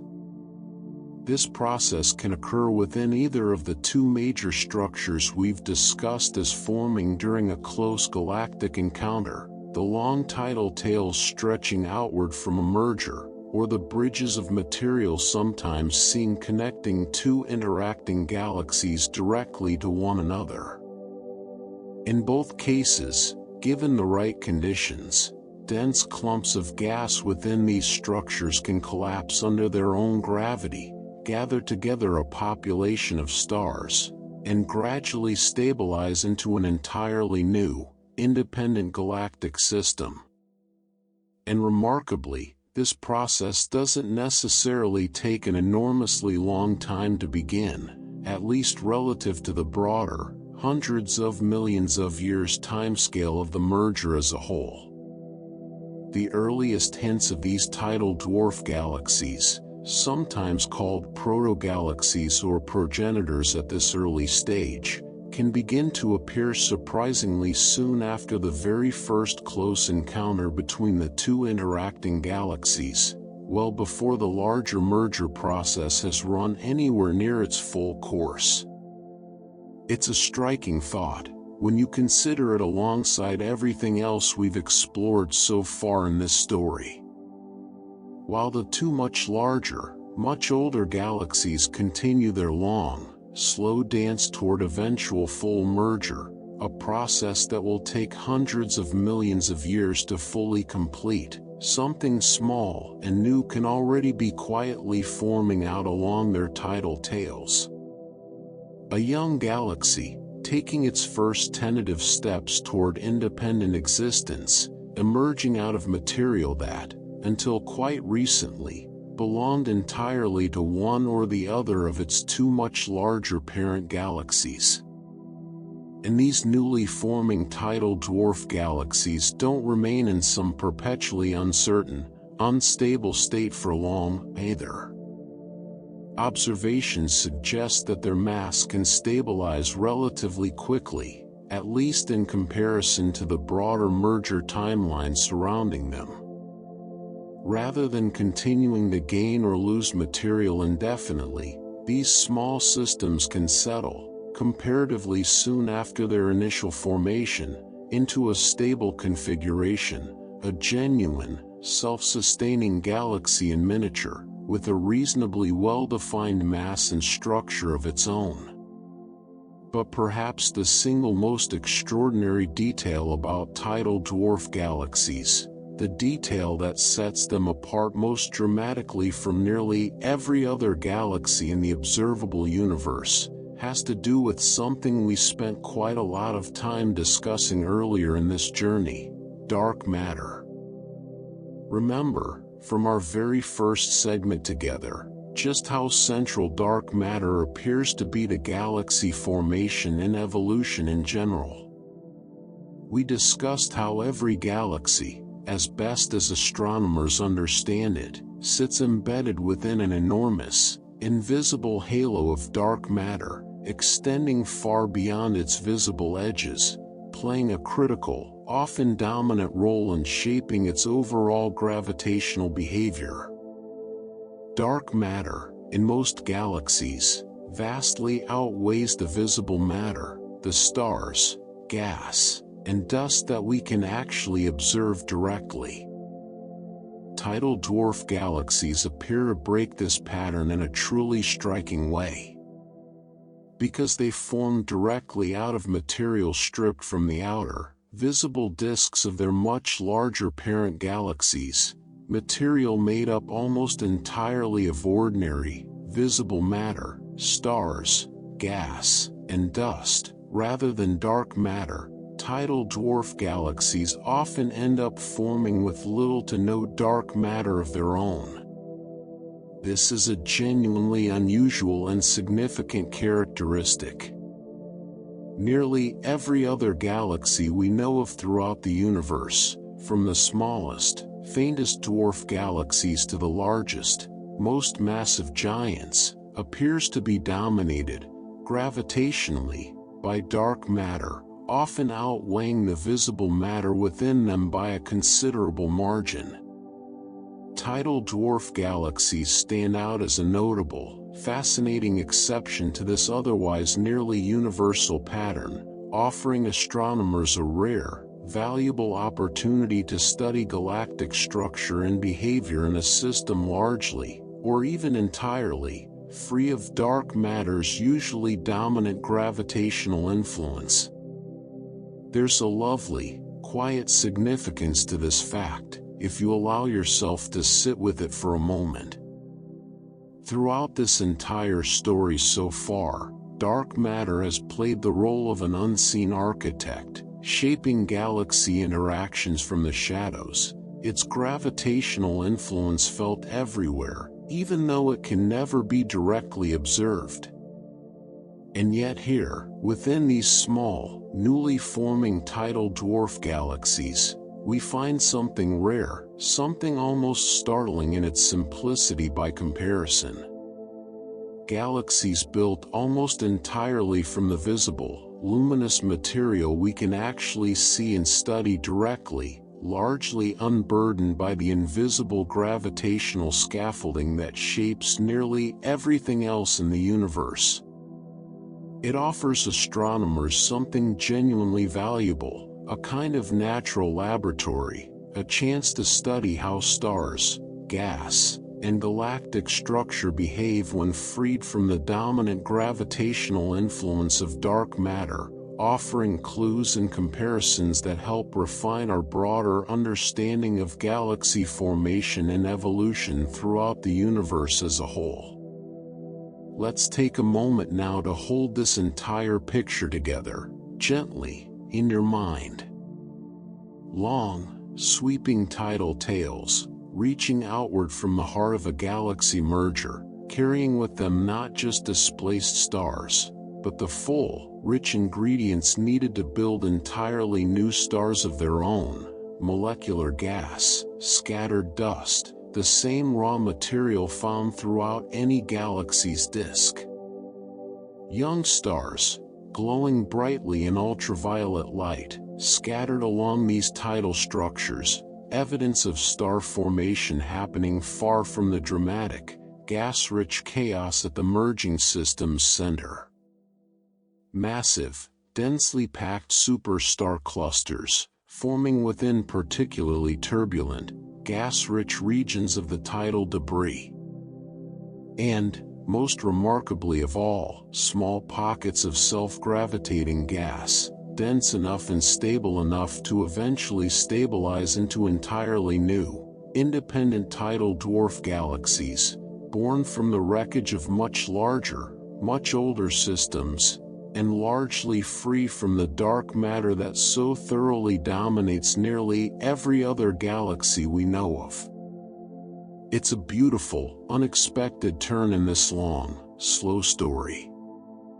What began hundreds of millions of years ago as two enormous, ancient galaxies, drawn together by gravity across an almost unimaginable expanse of space, is now giving rise to something entirely new. Small, young galaxies, forming quietly within the outstretched arms of the ongoing merger, carrying within them fragments of two much older galactic histories, and yet standing, in their own right, as genuinely new additions to the universe's ever-growing family of galaxies. As this long night continues to unfold, and as we carry this story forward into the segments still ahead, let this image rest gently in your mind. Creation, emerging quietly from disruption. New galaxies, taking shape within the debris of ancient ones. And the long, patient dance between these two great galaxies continuing on, steadily, unhurriedly, toward whatever final form it is destined to take. There's another quiet distinction that sets tidal dwarf galaxies apart from their more ancient cousins, one that speaks to the very different circumstances of their birth. And it has to do with what astronomers call metallicity. In astronomy, the word metal carries a slightly different meaning than it does in everyday conversation. Rather than referring only to substances like iron or gold, astronomers use the term to describe any element heavier than hydrogen and helium, the two simplest, most primordial elements formed in the earliest moments of the universe. Everything else, carbon, oxygen, nitrogen, iron, and beyond, gets grouped under this broader astronomical label of metals. And crucially, these heavier elements aren't present in a galaxy from the very beginning. They're forged, instead, inside the cores of stars, and scattered outward into the surrounding gas when those stars eventually die. This means that the concentration of metals within a galaxy's gas serves as a kind of chemical fingerprint, a record of how much stellar life and death has already unfolded within it. A galaxy rich in metals has typically already gone through many generations of star formation, each cycle of stellar birth and death enriching the surrounding gas a little further, leaving behind slightly more of these heavier elements for the next generation of stars to inherit. Ordinary dwarf galaxies, the kind that formed independently in the early universe rather than being born out of a merger, tend to have relatively low metal abundances.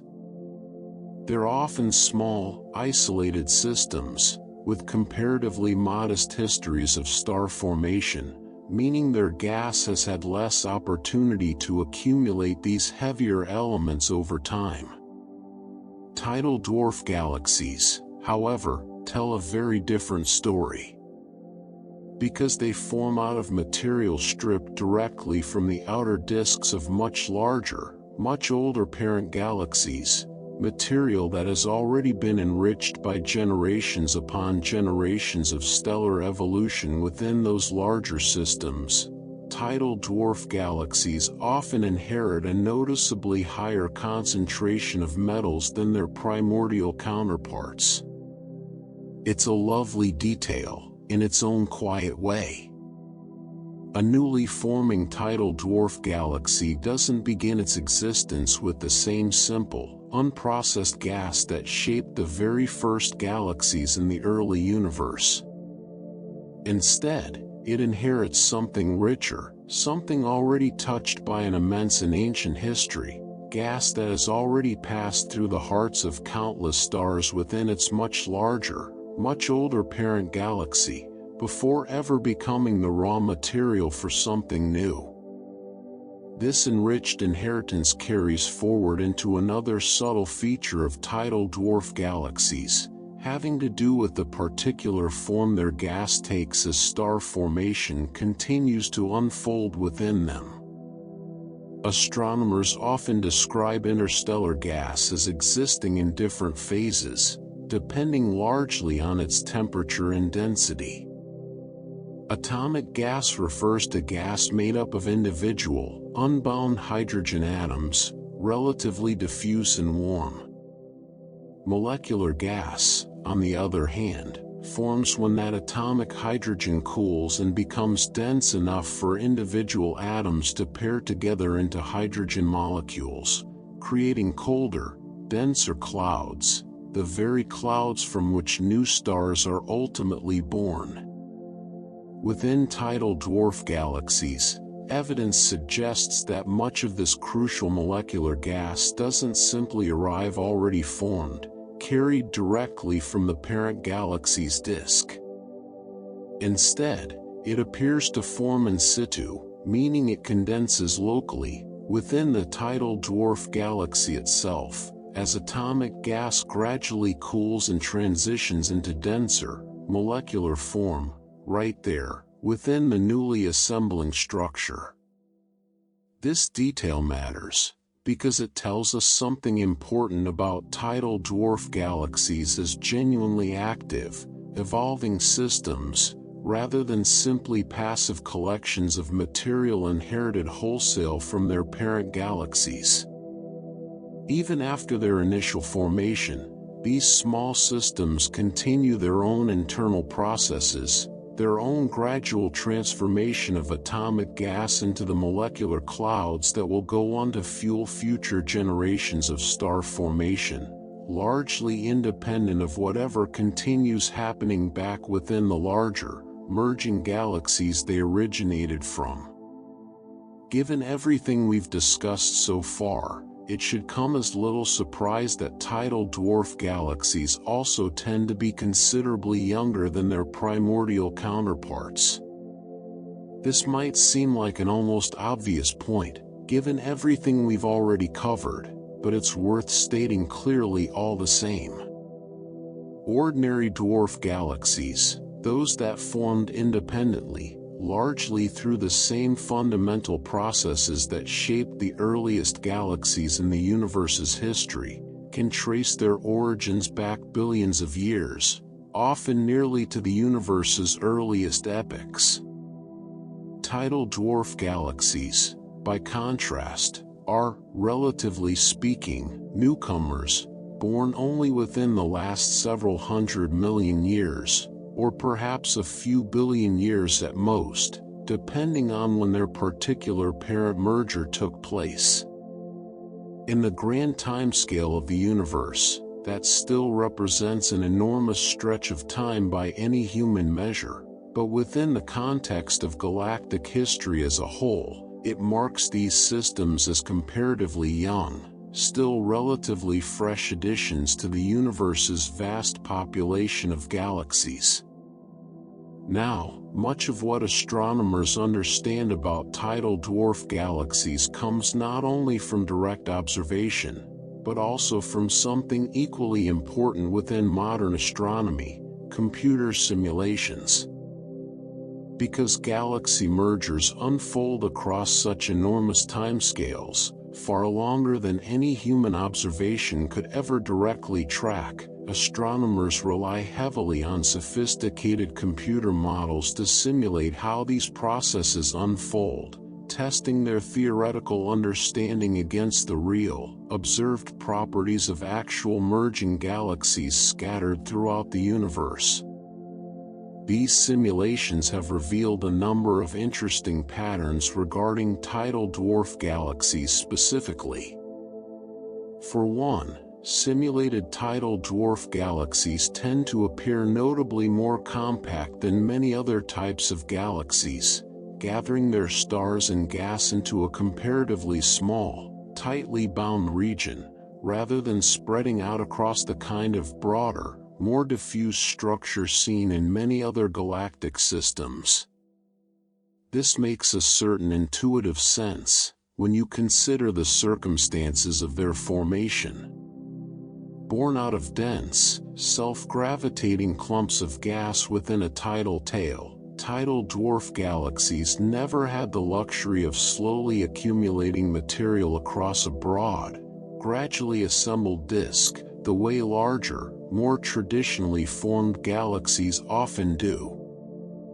Instead, they emerge relatively quickly, gathering together whatever material happens to be locally available, densely packed, right there within the confines of the tidal structure that gave birth to them.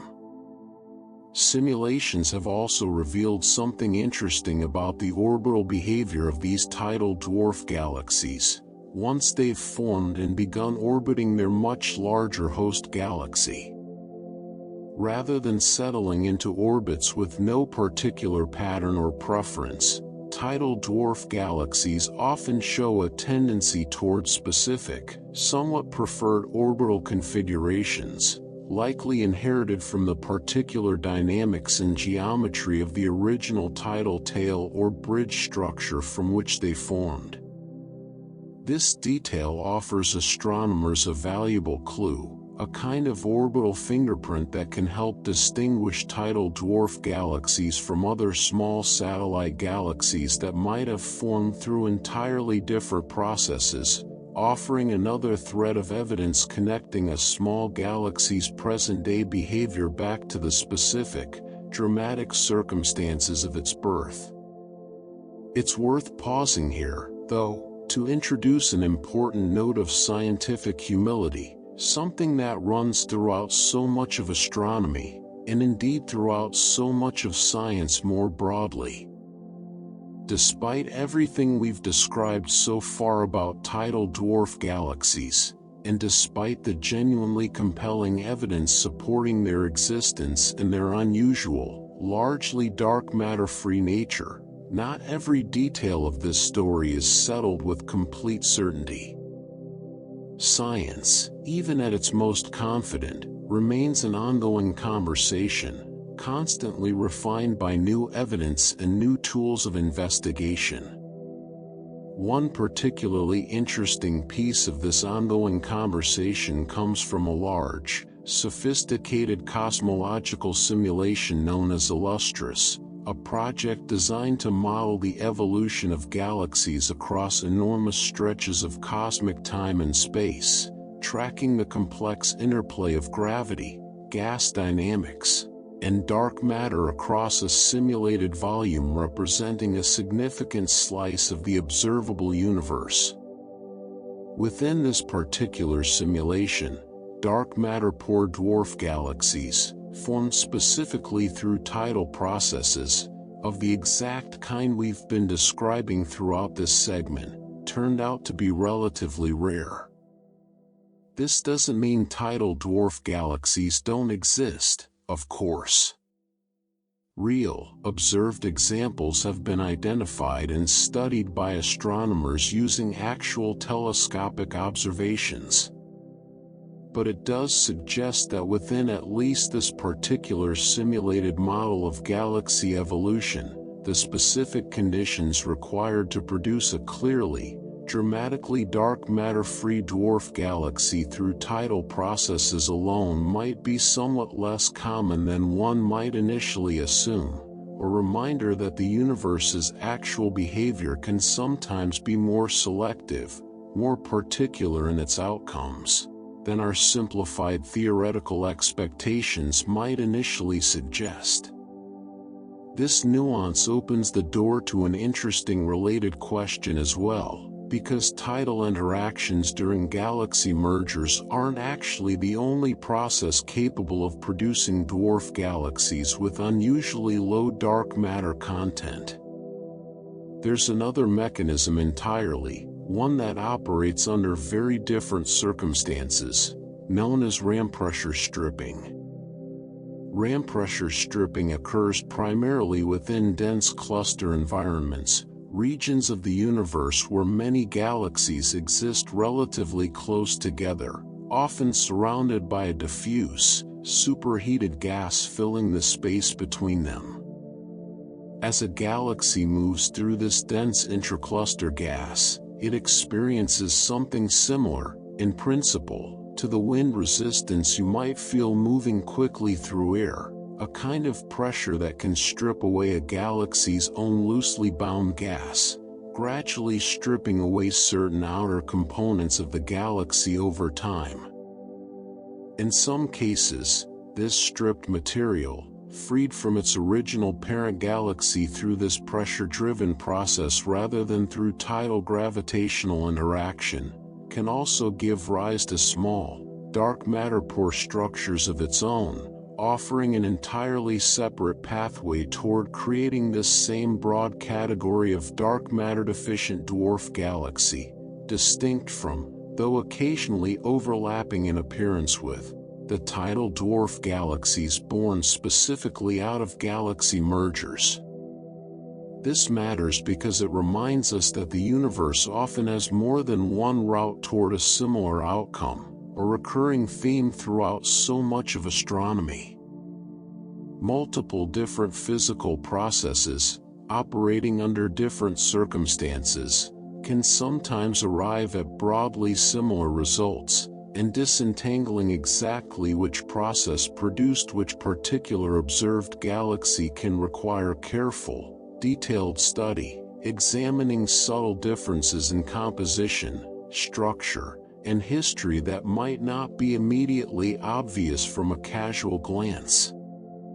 Now, let's return specifically to the tidal dwarf galaxies born directly out of galaxy mergers, and consider one final, particularly striking aspect of their story, their ultimate fate, especially within certain particularly dynamic environments.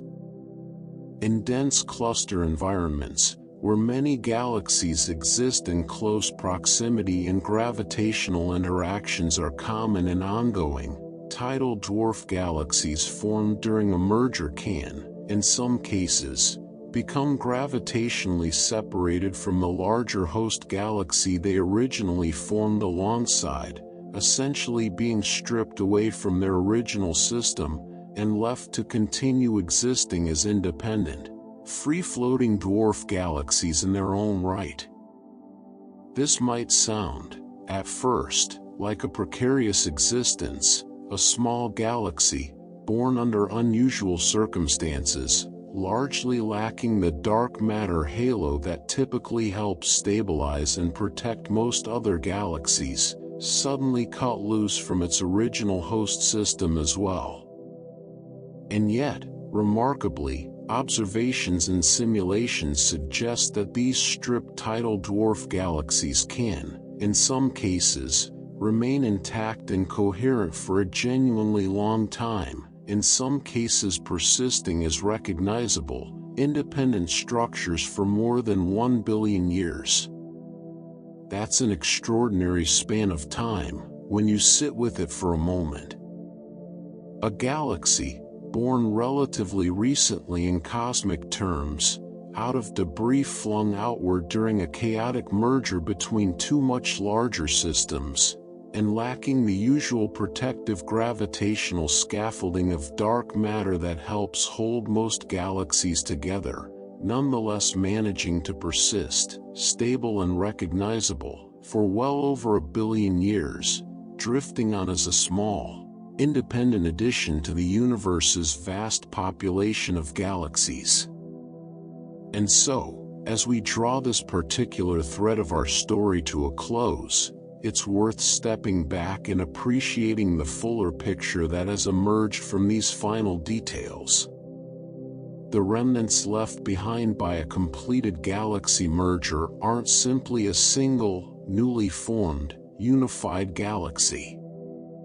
Often, they contain multiple distinct populations of structures, each telling its own part of the larger story. Superstar clusters, densely packed groupings of newly formed stars, born out of the intense gas compression that unfolds during the merger's most active phases. And alongside them, rotating, tidal dwarf-like objects, small, coherent, independently orbiting systems, born out of the very same chaotic, transformative process, carrying forward their own distinct, ongoing histories, long after the dramatic events of the original merger have themselves settled into memory. Let this image rest with you for a while now, as this particular chapter draws to its close. A galaxy merger, unfolding across hundreds of millions of years, doesn't simply end with two galaxies becoming one. It leaves behind an entire, rich legacy, scattered throughout and around the newly formed system. Massive clusters of young stars. Small, independent galaxies, born from tidal debris, carrying enriched material and unusual, largely dark matter-free structures all their own. Some destined to remain gravitationally bound to their much larger host, and others, eventually, set free entirely, drifting on as independent wanderers, persisting for well over 1 billion years, carrying within them the quiet, distant memory of the vast, ancient collision that first gave them life. As this long night continues on, and as our journey through the story of galaxy mergers carries forward into the chapters still ahead, let this sense of legacy stay with you. Because everything we've explored so far, the tidal tails, the starbursts, the newly forming dwarf galaxies, represents only part of a much larger transformation still unfolding. And as we'll discover together in the segments still to come, there remains a great deal more still waiting quietly at the very heart of these merging systems, patient, vast, and, before very much longer, about to awaken. Let's return for a moment to that idea of chemical inheritance we touched on earlier, because it turns out to hold one of the clearest pieces of evidence astronomers have for understanding exactly how tidal dwarf galaxies come to be. Astronomers have long known that galaxies tend to follow a general pattern, one connecting a galaxy's overall mass to the concentration of heavier elements found within its gas. Broadly speaking, more massive galaxies tend to be more metal-rich, having had more time, more generations of stars, and more material overall to build up higher concentrations of these heavier elements within their gas over the course of their history. Smaller, less massive galaxies, meanwhile, tend to be comparatively metal-poor, their more limited history of star formation simply not having had the same opportunity to enrich their surrounding gas to the same degree. This relationship is well established enough that astronomers refer to it directly, calling it the mass-metallicity relation. And it holds up remarkably well across an enormous range of galaxies, forming one of the more reliable, predictable patterns found throughout galactic astronomy. Tidal dwarf galaxies, however, break this pattern in a rather striking and telling way. When astronomers plot these small, merger-born galaxies against the same mass-metallicity relation that so reliably describes the rest of the galactic population, tidal dwarf galaxies tend to sit noticeably above the expected trend, showing significantly higher metal concentrations than their overall mass alone would predict. At first glance, this might simply seem like an interesting statistical quirk, a small deviation, worth noting but not necessarily especially meaningful. But in fact, this offset carries real significance. It offers direct, tangible evidence supporting exactly the story we've been building throughout this segment, the idea that tidal dwarf galaxies don't form from primordial, largely unprocessed gas, the way most other dwarf galaxies do, but instead form from recycled material, gas already enriched by countless earlier generations of stars living and dying within their much larger, much older parent galaxies. Think of it this way. If a small galaxy formed independently, drawing together from the same kind of relatively simple, unenriched gas that shaped the earliest galaxies in the universe's history, we'd expect its metal content to align reasonably well with what its modest mass alone would suggest, following the same broad patterns seen throughout most of the galactic population. But tidal dwarf galaxies don't follow that expected pattern, because they didn't form that way. Their gas comes second-hand, so to speak, inherited directly from the outer disk of a far larger, far older galaxy, a galaxy that had already spent billions of years enriching its gas through generation after generation of stellar birth and death, long before any of that material was ever stripped away and repurposed into something new. This elevated metal content, sitting clearly above the expected mass metallicity trend, functions almost like a signature, a chemical fingerprint left behind by the unusual circumstances of a tidal dwarf galaxy's birth. It's one of the clearest, most direct pieces of observational evidence astronomers have for confirming that these small systems really do form from recycled, previously processed material, rather than emerging independently from the universe's more primordial reserves of gas. Now, when astronomers actually go out and study real, observed tidal dwarf galaxy candidates, measuring their metal content directly, they often express these measurements using a particular convention, focused on the abundance of oxygen. Oxygen happens to be one of the most easily measured heavier elements in astronomical spectroscopy, and astronomers commonly use it as a reliable proxy for a galaxy's overall metal content.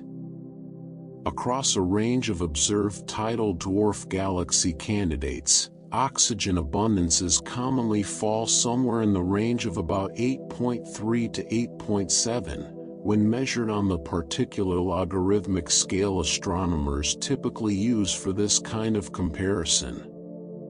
This might sound like a fairly narrow, technical detail, and in a sense it is, but it's a genuinely useful marker, offering astronomers a consistent way to compare the chemical richness of different tidal dwarf candidates against one another, and against the broader population of dwarf galaxies throughout the universe.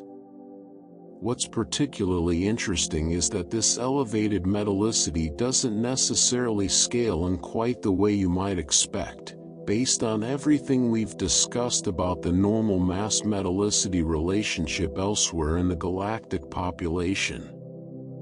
In most galaxies, metallicity tends to track fairly closely with overall brightness, or luminosity, since more luminous galaxies tend to be more massive, and therefore, by extension, more metal-rich as well.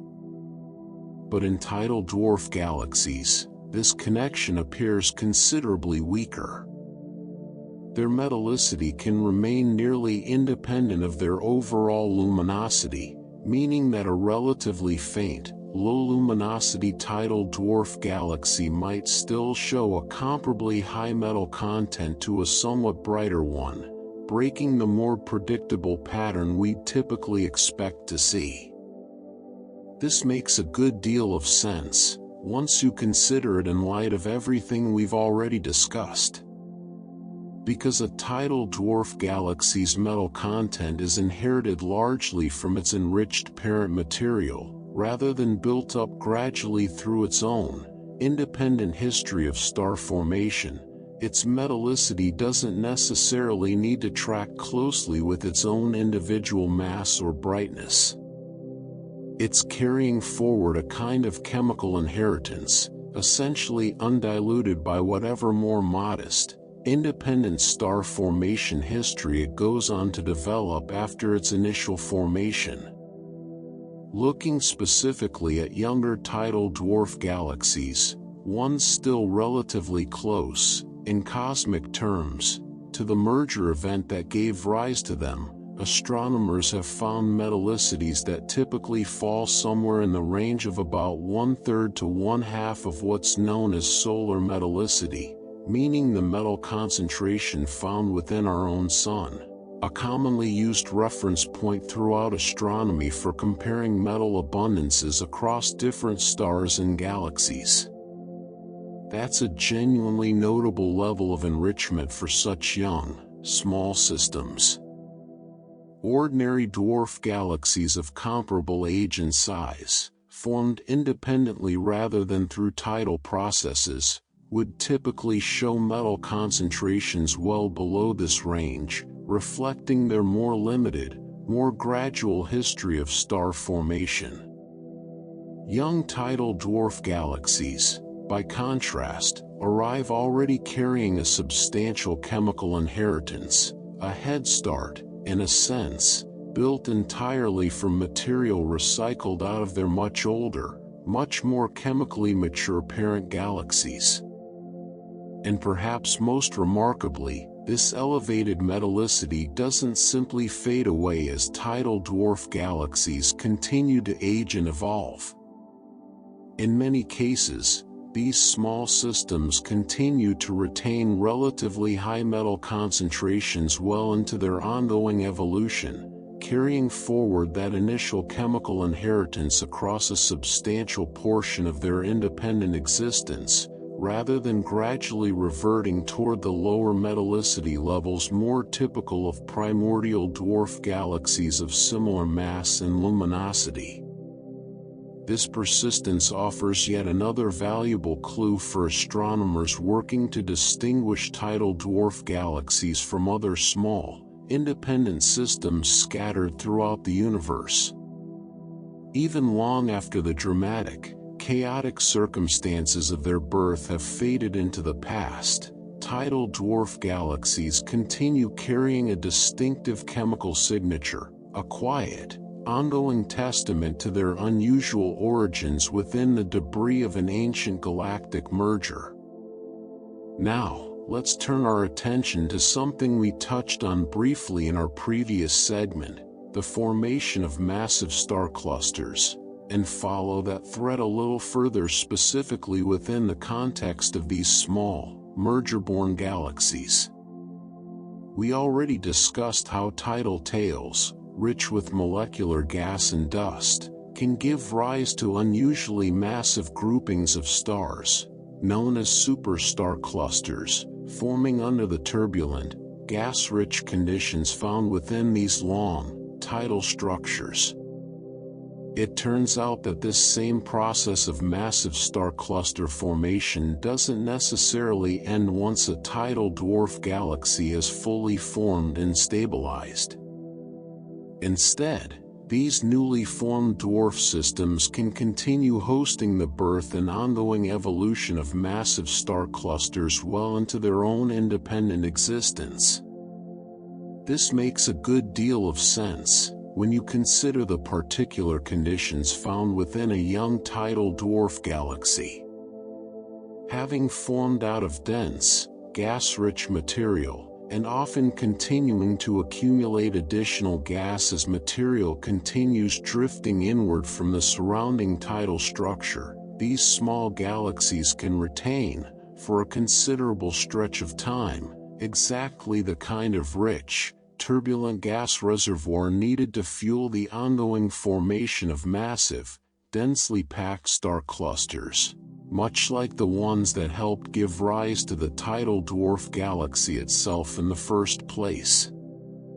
Over time, these massive clusters continue their own internal evolution as well, with individual stars aging, some evolving and eventually ending their lives, gradually reshaping the cluster's internal structure and appearance across the many millions of years that follow their initial formation.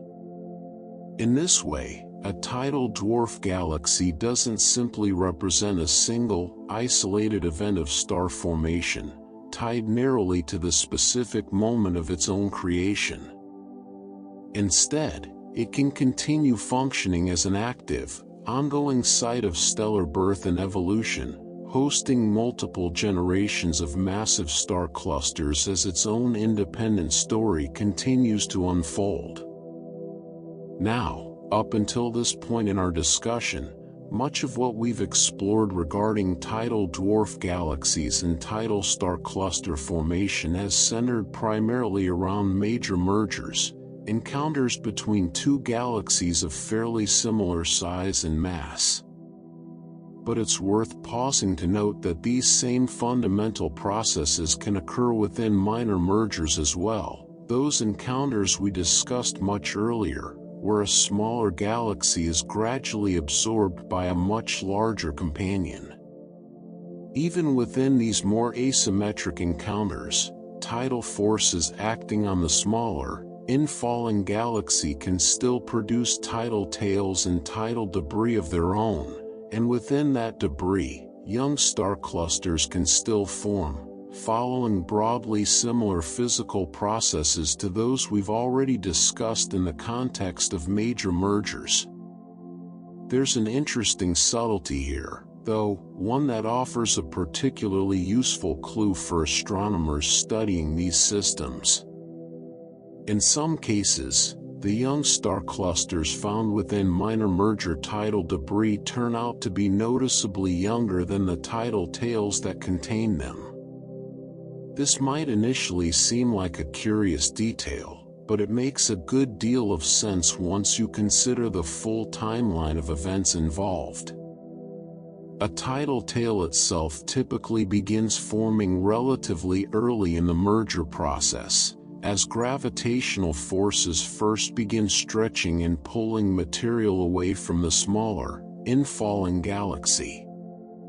But the actual formation of new stars and star clusters within that tidal debris doesn't necessarily happen immediately, in that very same initial moment.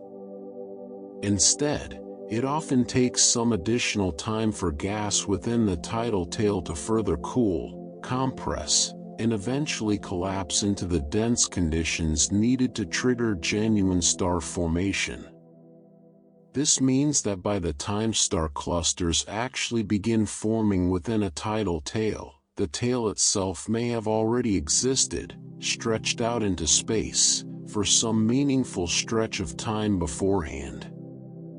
This age difference gives astronomers a valuable way to reconstruct the detailed timeline of a merger's history, comparing the age of the tidal tail's overall structure against the age of the star clusters found embedded within it, helping build a more precise, more nuanced picture of exactly how and when different stages of the merger process unfolded. Finally, let's consider one more important detail regarding the material found within these minor merger tidal structures, specifically the gas they contain. Tidal debris produced during minor mergers often contains substantial quantities of neutral gas, meaning hydrogen gas in its more basic, unionized atomic form, not yet compressed and cooled into the denser molecular form needed to directly fuel star formation, but nonetheless representing an important, plentiful reservoir of raw material. This abundant supply of neutral gas matters a great deal, because it represents the essential foundation from which everything else we've discussed throughout this segment ultimately arises.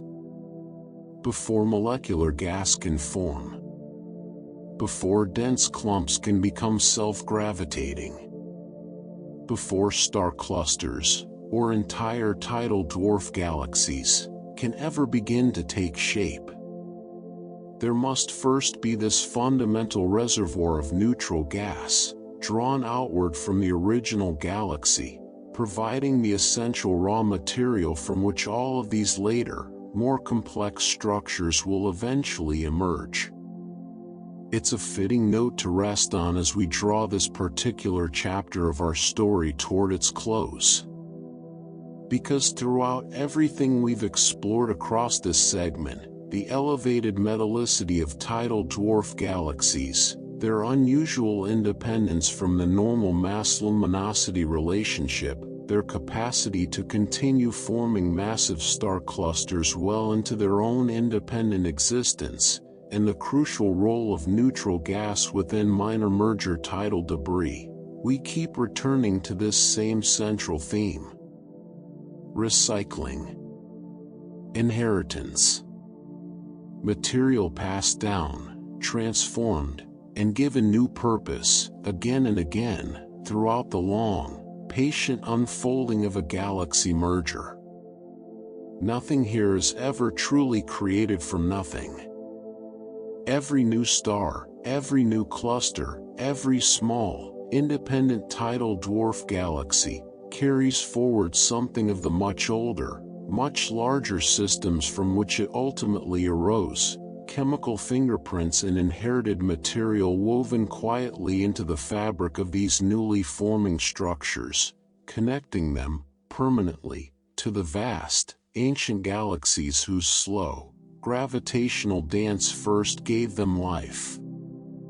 As we carry this long story forward, into the segments still ahead, let this sense of continuity settle gently over you.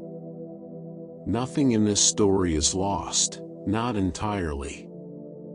Even as galaxies stretch and warp, even as material is flung outward across hundreds of thousands of light years, even as entirely new, small galaxies quietly take shape within the drifting tidal debris, everything remains connected, threaded together by gravity, by chemistry, and by the long, unhurried passage of time.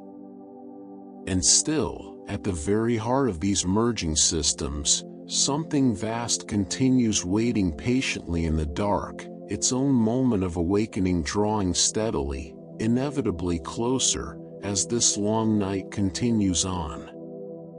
Now let's look a little closer at the physical conditions found within tidal debris itself, because some of what astronomers have discovered here challenges assumptions that might seem, at first, perfectly reasonable. You might expect, quite naturally, that star formation requires dense gas.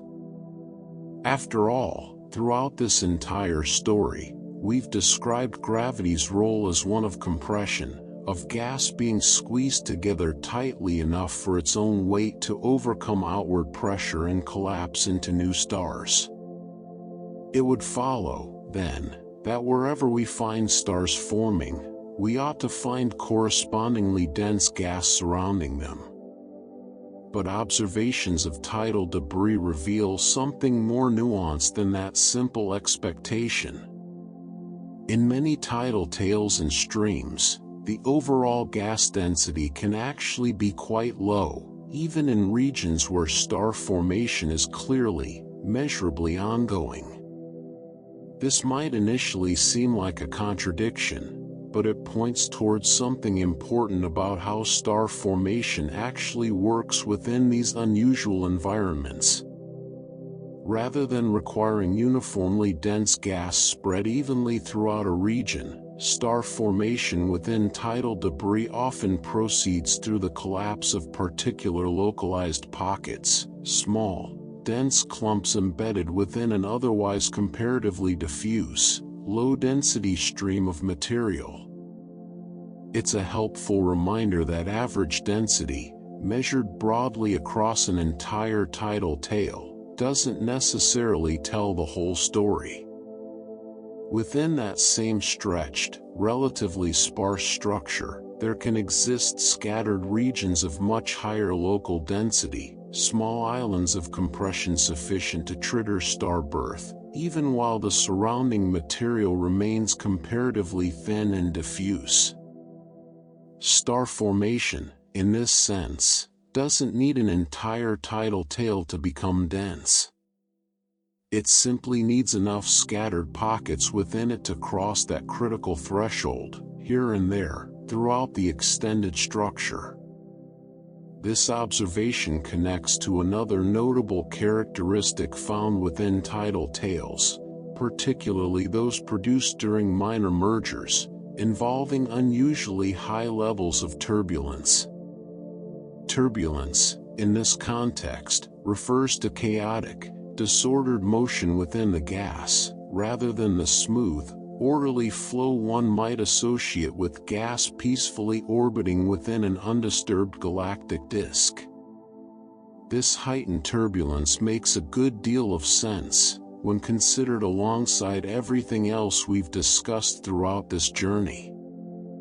Material pulled into a tidal tail has been wrenched away from its original, stable orbital path, subjected to intense, uneven gravitational forces during the encounter itself. It's not surprising, then, that the resulting gas within these structures often ends up considerably more turbulent, more chaotically stirred, than gas found within a calm, undisturbed galactic disk. This turbulence plays an important role in shaping how star formation actually proceeds within tidal debris. Turbulent motion can help create exactly the kind of localized, dense pockets we just described, compressing gas unevenly, generating small regions of enhanced density scattered throughout an otherwise more diffuse structure, even as the overall average density across the tidal tail remains comparatively low. In a sense, turbulence and low overall density work together here, rather than against each other, helping explain how star formation can proceed effectively even within gas that might, on average, seem too thin to support it. Given everything we've described so far about star formation occurring within these tidal structures, it's worth stepping back and asking just how significant this process really is, in the broader context of a galaxy merger as a whole. And the answer, in some cases, turns out to be genuinely substantial. In certain merging systems, star formation occurring specifically within tidal debris, rather than within the main, central bodies of the interacting galaxies themselves, can account for up to about half of the system's total star formation. Let that figure settle for a moment, because it represents something quite remarkable. We might naturally assume that the bulk of a merger's star-forming activity would concentrate primarily within the dramatic, gas-rich central regions we discussed earlier, the central starbursts fueled by gravitational torques funneling gas inward toward the heart of the system. And in many cases, that assumption holds true. But in others, an enormous share, potentially as much as half, of all new star formation throughout the entire merging system takes place instead out along the extended tidal tails and streams, far from the chaotic, concentrated activity unfolding at the system's core. This finding reshapes, in a meaningful way, how astronomers think about where, exactly, a galaxy merger's transformative power is concentrated. It isn't simply a story about a dramatic central starburst, with quiet, relatively unremarkable tidal tails trailing along passively at the margins. In some systems, those tidal tails represent an equally significant, equally active site of new star birth, an entire second front of stellar creation, unfolding far out along the merger's extended reach. That said, this contribution varies enormously from one merging system to another. Astronomers describe what's known as star formation efficiency, essentially a measure of how effectively available gas is actually converted into new stars, and this efficiency, when measured specifically within tidal tails, can differ dramatically between different mergers. Some tidal tails convert their available gas into new stars quite efficiently, producing significant numbers of new stars relative to the gas available. Others, despite containing substantial quantities of gas, produce comparatively few new stars, their material remaining largely inert, never quite crossing the threshold needed to ignite significant star formation. This variability reflects, once again, just how many different factors influence the outcome of any given galactic encounter, the specific geometry of the interaction, the relative velocities involved, the particular composition and turbulence of the gas caught up in the tidal tail, and any number of other subtle, interconnected variables. No single, simple rule determines exactly how much star formation any given tidal tail will ultimately produce. Each merger, in this sense, tells its own unique story, shaped by its own particular combination of circumstances.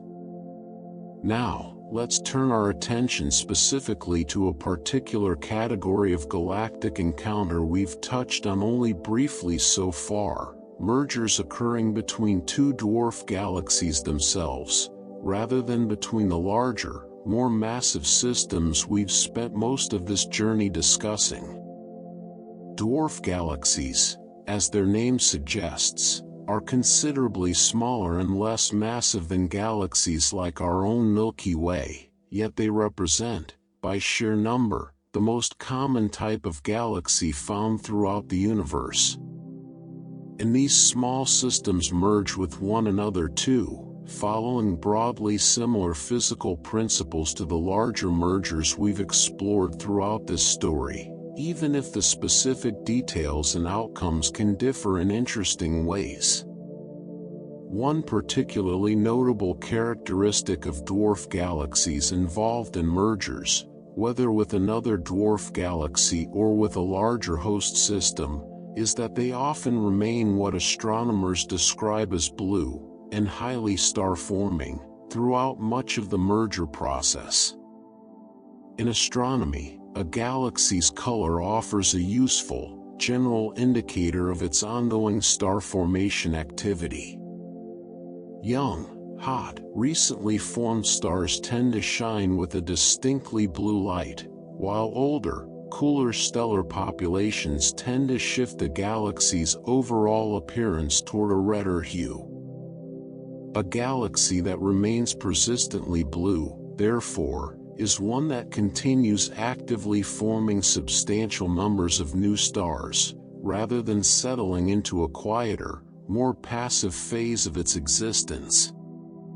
Dwarf galaxies, it turns out, often maintain exactly this kind of active, blue, star-forming character throughout much of their involvement in a merger, reflecting the ongoing, ample supply of gas being compressed and triggered into new star formation by the gravitational chaos of the encounter, much as we've described throughout this segment in the context of tidal tails and debris more broadly.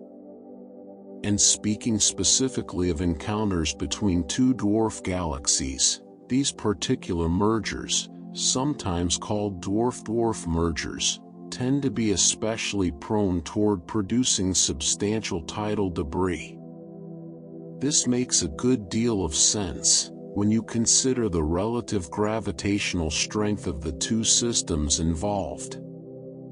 In a merger between a small dwarf galaxy and a much larger host, the smaller galaxy's material tends to be relatively easily stripped away, pulled into tidal streams primarily by the much stronger gravitational influence of its larger companion. But in a merger between two comparably sized dwarf galaxies, both systems can experience significant tidal disruptions simultaneously, each one distorting and stretching the other, given their broadly similar gravitational influence, often resulting in especially extensive, dramatic tidal debris connecting or trailing away from both interacting systems at once. And crucially, the star formation triggered by these dwarf galaxy mergers doesn't necessarily conclude once the two systems have fully coalesced into a single, merged structure. In many cases, elevated star formation, initially sparked by the gravitational disturbance of the merger itself, can continue on well beyond the point of actual coalescence, persisting as an ongoing legacy of the encounter, long after the two original galaxies have technically become one single, unified system. This detail offers a valuable reminder that a galaxy merger's transformative effects aren't confined neatly to the specific period of active interaction we described earlier in our discussion of merger stages. Even once a system has settled into its final relaxation phase, the elevated star formation triggered during the more chaotic, active period of the merger can continue reverberating forward, shaping the galaxy's ongoing evolution for a considerable stretch of time still to come. Now, let's shift our attention back towards something we touched on briefly near the end of our very first segment together, something waiting quietly, all this time, at the very center of these merging systems. We discussed earlier how gravitational torques can funnel enormous quantities of gas inward, concentrating this material within the dense, compact central kiloparsec of a merging galaxy. And we've since explored, at length, how this inward-flowing gas often triggers intense, concentrated bursts of new star formation, right at the heart of the system. But new stars aren't the only thing waiting to be fed by all of this inward-flowing gas. Because at the very center of nearly every large galaxy, including, in most cases, both galaxies involved in any given merger, lies something else entirely. A supermassive black hole. We haven't spent much time with these black holes yet throughout our journey so far, but they've been there all along, quietly present at the heart of both galaxies, largely dormant, largely unremarkable, for perhaps the majority of each galaxy's long history. And now, as gas continues pouring inward toward the galactic center, drawn by the same gravitational torques responsible for triggering the system's central starburst, some portion of that same inward-flowing material doesn't go toward forming new stars at all. Instead, it continues its journey even further inward, eventually finding its way close enough to the central supermassive black hole to begin feeding it directly. This represents an enormously significant turning point in the broader story of a galaxy merger. Supermassive black holes, despite their immense mass, often spend long stretches of a galaxy's history relatively quiet, their surrounding environment simply not providing enough freely available material to trigger any particularly dramatic activity.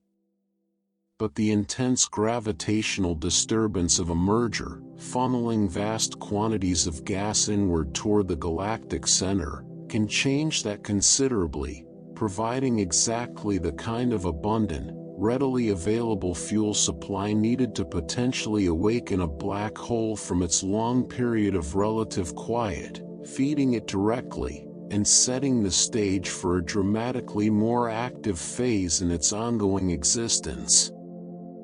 And here, our story arrives at perhaps its most striking convergence yet.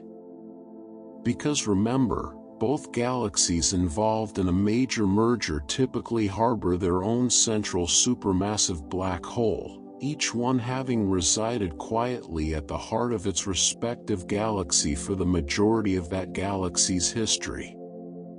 As the broader merger between the two galaxies continues progressing, drawing the entire systems closer and closer together, these two individual supermassive black holes, initially separated by the same vast distance separating their two host galaxies, gradually find themselves drawn closer together as well, following essentially the same underlying gravitational principles governing the merger of the galaxies as a whole. Given enough time, and given the same fundamental gravitational and dynamical processes we've discussed throughout this journey, orbital decay, dynamical friction, the same patient, persistent pull of gravity acting across ever-shrinking distances, these two central black holes can eventually begin spiraling inward toward one another, drawing closer and closer together at the very heart of the newly forming, merged galaxy. This is an extraordinary image to sit with, as we bring this particular segment of our story toward its close. Two supermassive black holes, each one having spent the vast majority of its existence quietly anchoring the center of its own separate galaxy, now finding themselves drawn together by the same immense, patient gravitational dance that has shaped every other aspect of this long merger. Slowly, gradually, spiraling closer, drawing nearer to an encounter of their own, one that will, in time, prove every bit as transformative, and every bit as significant, as the broader merger of the two galaxies surrounding them. We'll follow this particular thread much further in the segments still ahead, exploring exactly what happens as these two immense black holes continue their long, slow approach toward one another. But for now, let this image settle gently over you, as this chapter of our story draws to its close. Gas, continuing its long journey inward, feeding not only new stars, but also awakening the vast, quiet giants resting at the very heart of each galaxy. Two supermassive black holes, drawn together by gravity's endless patience, beginning their own long, slow dance, deep within the settling heart of these two ancient galaxies, now steadily, irreversibly, becoming one. Where we left off, two supermassive black holes were beginning their long, slow spiral toward one another, drawn together by the same patient gravitational forces that have shaped everything else in this story. And now, we arrive at the moment their paths finally converge. Given enough time, and given the same relentless, quiet persistence that has characterized every stage of this merger so far, these two black holes may eventually merge as well, becoming a single, even more massive black hole, sitting at the very center of the newly formed galaxy. It's worth pausing here to appreciate the scale of what this actually represents. Two objects, each one so dense, so gravitationally extreme, that not even light can escape their grasp, drawing close enough together that they finally become one. This isn't simply two large things becoming a slightly larger thing. It represents the culmination of an entire, separate love story playing out alongside the larger merger of the two galaxies themselves, one that began the moment two galaxies first felt each other's gravitational pull, and one that only now, after this immense passage of time, reaches its own quiet resolution. We'll spend more time later exploring exactly what happens in the extraordinary moment when two black holes actually merge, because it turns out to be one of the most remarkable events in all of physics. But for now, let's turn our attention to what happens in the period leading up to that moment, because the process of feeding these black holes, of drawing them together, produces effects that ripple outward across the entire merging system, effects every bit as dramatic as anything we've discussed so far. When a supermassive black hole receives a substantial, ongoing supply of infalling gas, exactly the kind of gas we described being funneled inward by gravitational torques throughout the merger, something remarkable can happen. The black hole can become what astronomers call active, transitioning from a quiet, largely dormant object into something known as an active galactic nucleus, or simply an AGN. This transition deserves a moment of careful attention, because it represents one of the most energetic phenomena found anywhere in the universe. As gas spirals inward toward a supermassive black hole, it doesn't simply fall directly in, disappearing quietly and immediately. Instead, it first gathers into a swirling, superheated disk of material, orbiting the black hole at tremendous speeds, growing hotter and hotter as it spirals ever closer toward the point of no return. This process generates an extraordinary amount of energy, radiating outward across the entire electromagnetic spectrum, from radio waves through visible light and all the way up to X-rays. In particularly extreme cases, when the black hole is being fed especially rapidly and abundantly, this activated nucleus can become so luminous that astronomers give it its own special name, a quasar. And here, we arrive at something genuinely extraordinary, because a quasar, despite being powered by a region of space not much larger than our own solar system, can outshine the combined light of every single star in its entire host galaxy, sometimes by a significant margin. It represents one of the most luminous, most energetic phenomena that the universe is capable of producing, and it's directly tied, in many cases, to precisely the kind of gas-rich merger we've been following throughout this journey. There's something almost poetic in this.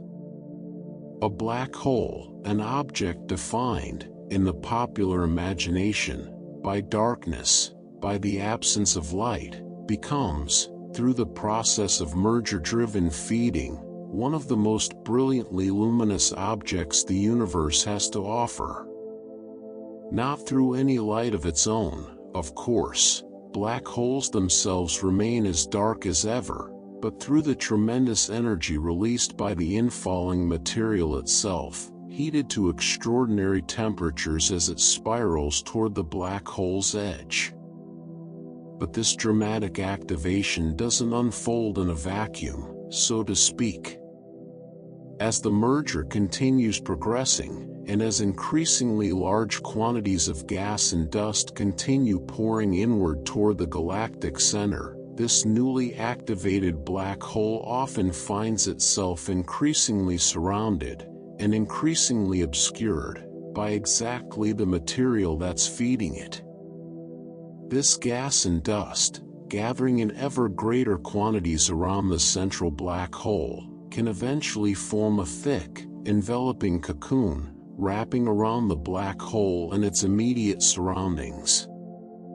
And as the merger continues progressing toward its later stages, this obscuring material tends to grow increasingly dense, increasingly opaque, gradually shrouding the active galactic nucleus more and more thoroughly from outside view. It's a fascinating, almost paradoxical development, when you consider it alongside everything we just discussed. Here we have one of the most luminous phenomena in the entire universe, an actively feeding supermassive black hole, capable of outshining its entire host galaxy, and yet, increasingly, this same brilliant object becomes wrapped in a thick veil of the very gas and dust responsible for its extraordinary brightness in the first place. Light, in a sense, giving rise to its own shadow. In some of the most advanced, late-stage mergers astronomers have studied, this obscuration can become extraordinarily thorough. The central black hole, despite being intensely active, despite generating enormous quantities of energy through its ongoing feeding, can become almost completely hidden from direct view, its brilliant light absorbed and reprocessed by the thick cocoon of surrounding gas and dust, often re-emerging not as the visible or ultraviolet light we might initially expect, but instead as infrared radiation, a longer, less energetic wavelength of light capable of passing through the same dusty material that so effectively blocks its shorter wavelength counterparts. This is precisely why some of the most luminous galaxies astronomers have discovered throughout the universe appear, at first glance, deceptively ordinary, or even relatively faint, when viewed only in visible light. Only when astronomers turn their instruments toward infrared wavelengths does the true, extraordinary energy output of these deeply obscured, merger-driven active nuclei finally reveal itself, hidden entirely from any observation, limited only to the kind of visible light our own eyes are capable of detecting. Now, this entire process, this feeding, this activation, this obscuration, eventually plays a critical role in bringing the broader story of the merger toward its own natural conclusion, particularly with regard to the star formation we spent so much time discussing earlier in this journey. Because as a black hole becomes increasingly active, feeding on the same gas that has been fueling the merger's dramatic bursts of star formation, it doesn't remain a purely passive recipient of that material. Instead, the tremendous energy released by this feeding process can generate powerful outflows, streams of energy and material blasting outward from the vicinity of the black hole, out into the surrounding galaxy. These outflows can have a profound, and ultimately somewhat paradoxical, effect on the galaxy's ongoing star formation. Rather than simply continuing to fuel the intense starburst activity we described earlier, these black hole-driven outflows can actually begin heating the surrounding gas, or even physically removing it from the galaxy's central regions entirely, stripping away exactly the kind of cold, dense material needed to continue fueling new star formation.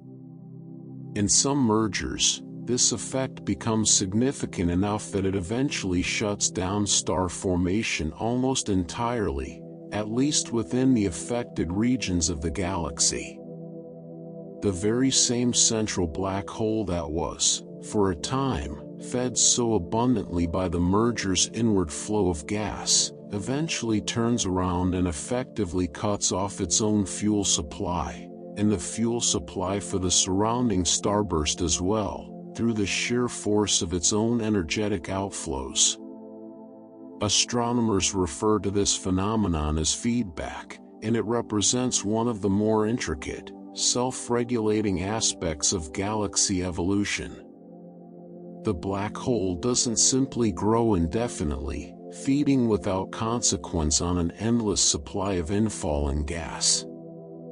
Instead, its own growth and activity eventually generates forces capable of disrupting and limiting that very same supply, creating a kind of natural, self-imposed limit on both the black hole's own continued growth and on the broader star-forming activity of its surrounding galaxy. There's a certain elegant symmetry to this, when you consider it as part of the larger story we've been tracing throughout this journey. Just as gravity first drew these two galaxies together, and just as gravitational torques then funneled gas inward to fuel both new star formation and the awakening of each galaxy's central black hole, that same black hole eventually generates the very forces capable of quieting the dramatic, energetic transformation it helped set in motion, guiding the entire system, gradually, toward a calmer, more settled future. And what does that future ultimately look like, once the merger has run its full course, once star formation is quieted, once the two galaxies have truly become one? This question brings us to the final, defining characteristic we'll explore in this segment, the overall shape of the merger's ultimate remnant. We've spent this entire journey describing two galaxies, often specifically pictured as spiral galaxies, drawing together through their long, gravitationally driven encounter. And when two spiral galaxies do complete this full process of merging, the resulting remnant often takes on a dramatically different overall shape than either of its two original components. Rather than settling into a new, larger spiral galaxy, as one might perhaps naively expect, the merger remnant frequently emerges instead as a giant elliptical galaxy, a smooth, rounded, structurally distinct type of galaxy, quite unlike the elegant, orderly, rotating spiral disks that originally gave rise to it. This transformation reflects the sheer scale of disruption we've traced throughout this entire journey. A spiral galaxy's distinctive shape depends on its stars maintaining relatively organized, coherent orbits, all rotating together in a smooth, orderly disk.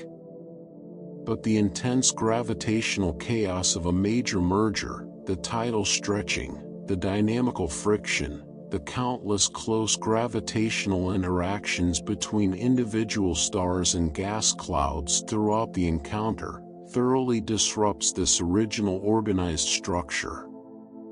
By the time the merger reaches its final, settled state, the stars throughout the system have often been redistributed into far more randomized, far less orderly orbits, producing exactly the kind of smooth, structureless, three-dimensional shape characteristic of an elliptical galaxy, rather than the flat, elegantly rotating disk of a spiral. It's a genuinely striking transformation, when you sit with it.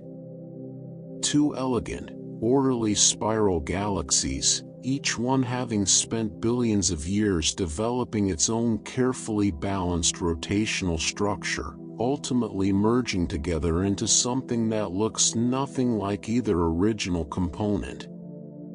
Not a larger spiral, but an entirely different kind of galaxy altogether, its underlying structure fundamentally rewritten by the sheer gravitational intensity of the merger process.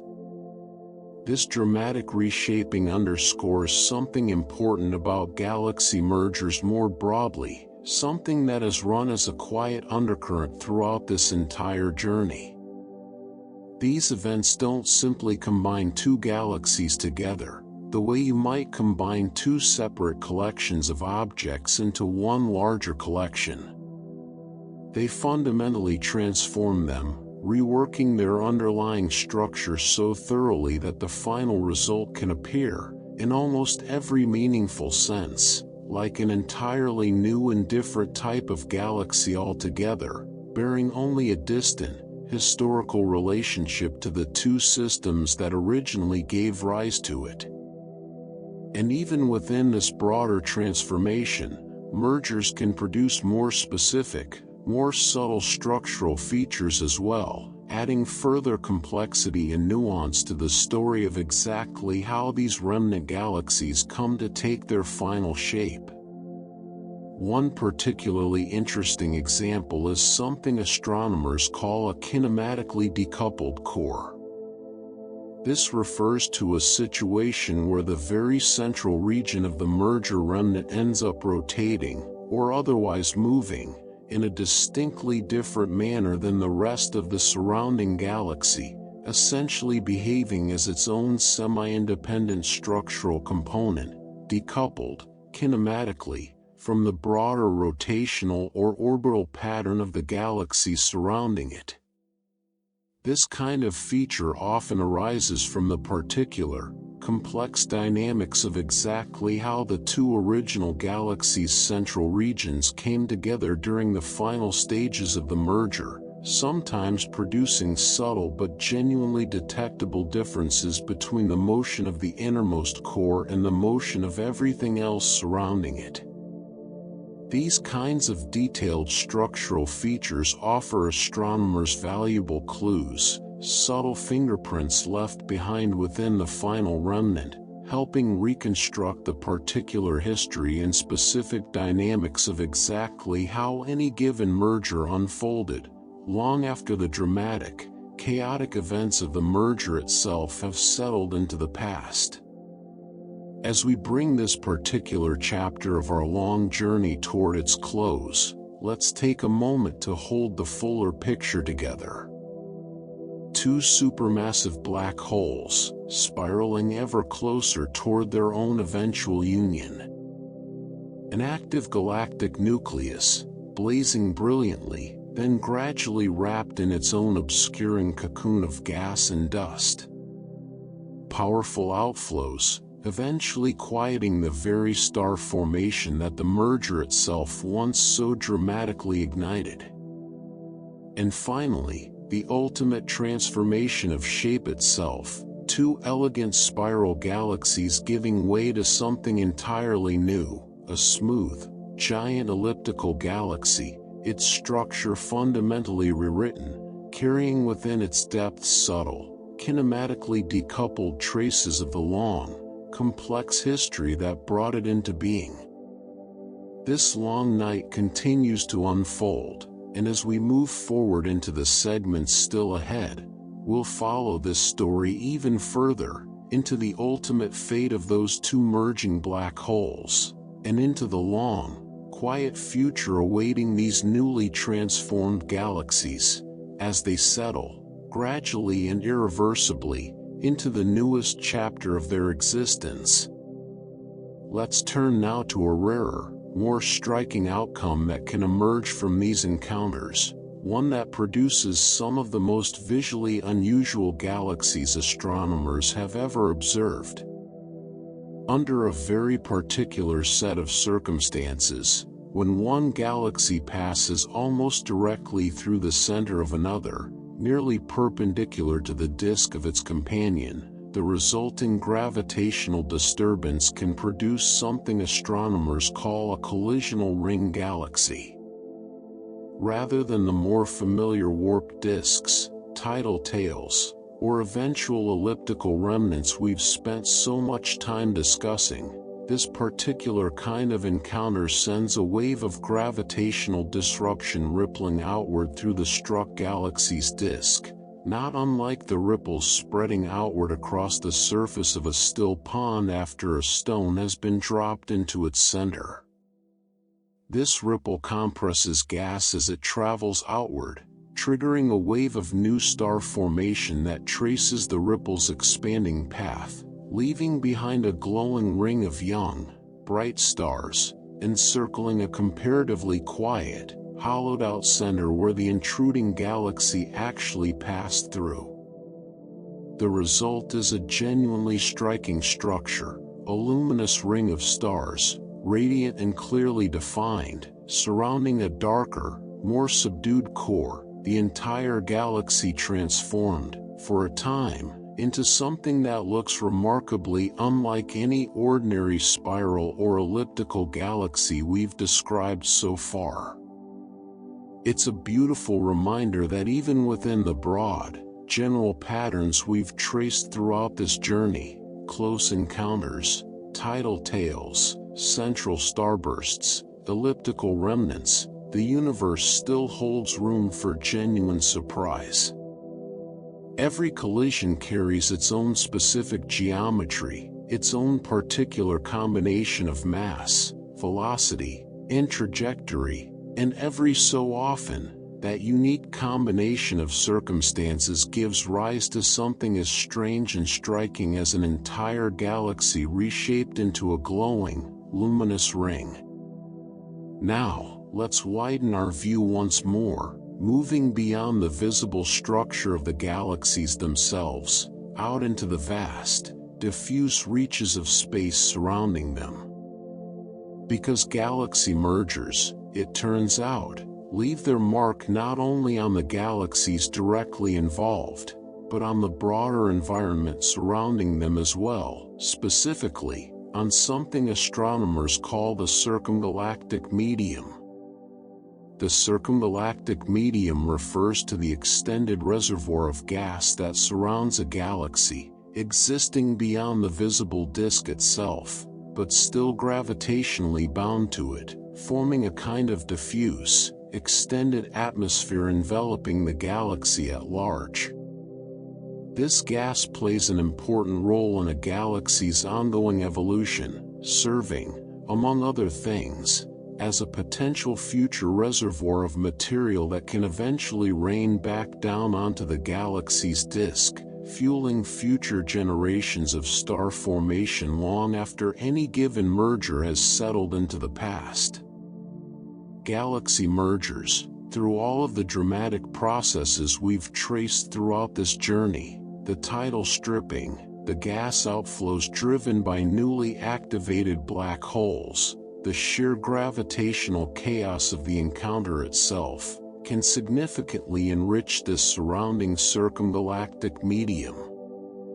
Material that was once held closely within the visible disk of either original galaxy can be redistributed outward, into this broader, more diffuse surrounding reservoir, carrying with it much of the same chemical enrichment we discussed earlier in the context of tidal dwarf galaxies.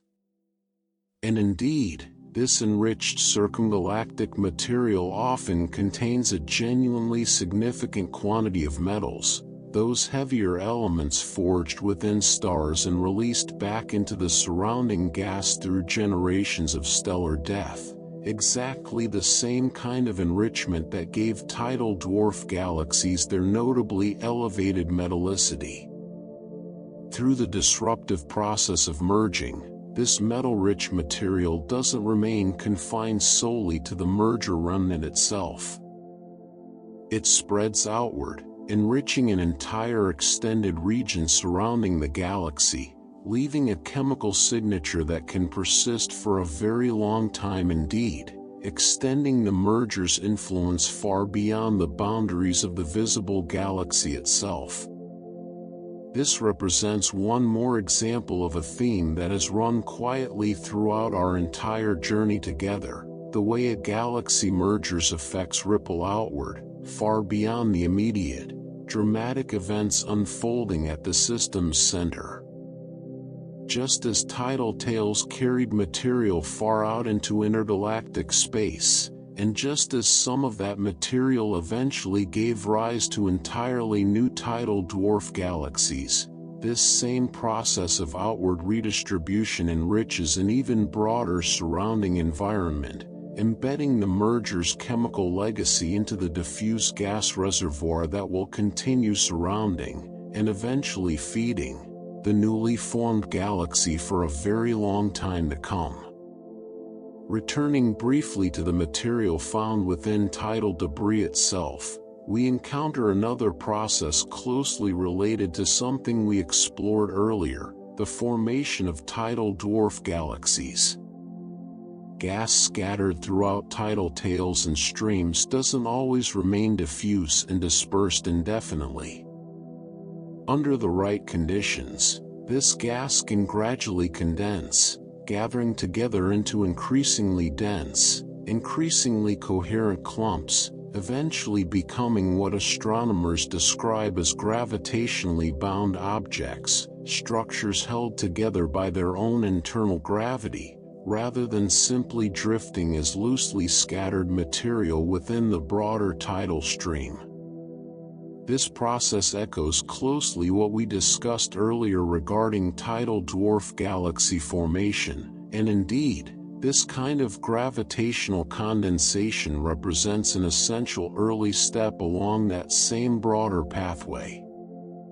Not every such gravitationally bound clump necessarily goes on to become a full, independent tidal dwarf galaxy. Some may remain more modest in scale, perhaps evolving instead into massive star clusters, or other more localized structures, but the underlying process, gas gradually condensing under its own gravity into an increasingly coherent, self-bound object, represents a recurring and fundamental theme throughout the story of tidal debris more broadly. Now, let's turn our attention to the newly formed merger remnant itself, and consider some of its more distinctive physical characteristics. One notable outcome, observed in certain post-merger galaxies, involves an unusually compact overall structure. Rather than settling into a more extended, spread-out shape, some merger remnants instead contract into a remarkably dense, tightly packed configuration, concentrating a substantial portion of their overall stellar mass within a surprisingly small physical radius, compared to typical galaxies of similar overall mass. This compactness likely arises from the same intense central gas inflows we've discussed at length throughout this journey, all of that material funneled inward by gravitational torques, triggering intense central starbursts, and building up a dense concentration of newly formed stars right at the galaxy's core. In some cases, this process proceeds intensely enough that the resulting remnant ends up considerably more compact than either of its two original progenitor galaxies, its overall stellar mass drawn inward and concentrated far more tightly than would have occurred through the more gradual, undisturbed evolution of either galaxy left on its own. Even once a merger has fully run its course, though, even once the dramatic central starburst has faded, even once the once vigorous inflow of gas has slowed considerably, the galaxy doesn't necessarily lose every trace of the transformative event that shaped it. In fact, quite the opposite tends to be true. Residual disturbances, subtle irregularities in structure, faint asymmetries, gentle warps or ripples in the galaxy's overall shape, can remain visible for a considerable stretch of time, persisting long after the galaxy's most active period of star formation has drawn to a close. This lingering structural disturbance connects to another particularly interesting phase some post-merger galaxies pass through, something astronomers describe as a post-starburst state. This term refers to a galaxy that clearly shows evidence, in its overall stellar population, of having experienced a recent, intense burst of star formation, exactly the kind of vigorous starburst activity we discussed at length earlier in this journey, but where that intense burst of activity has now largely, or entirely, ceased.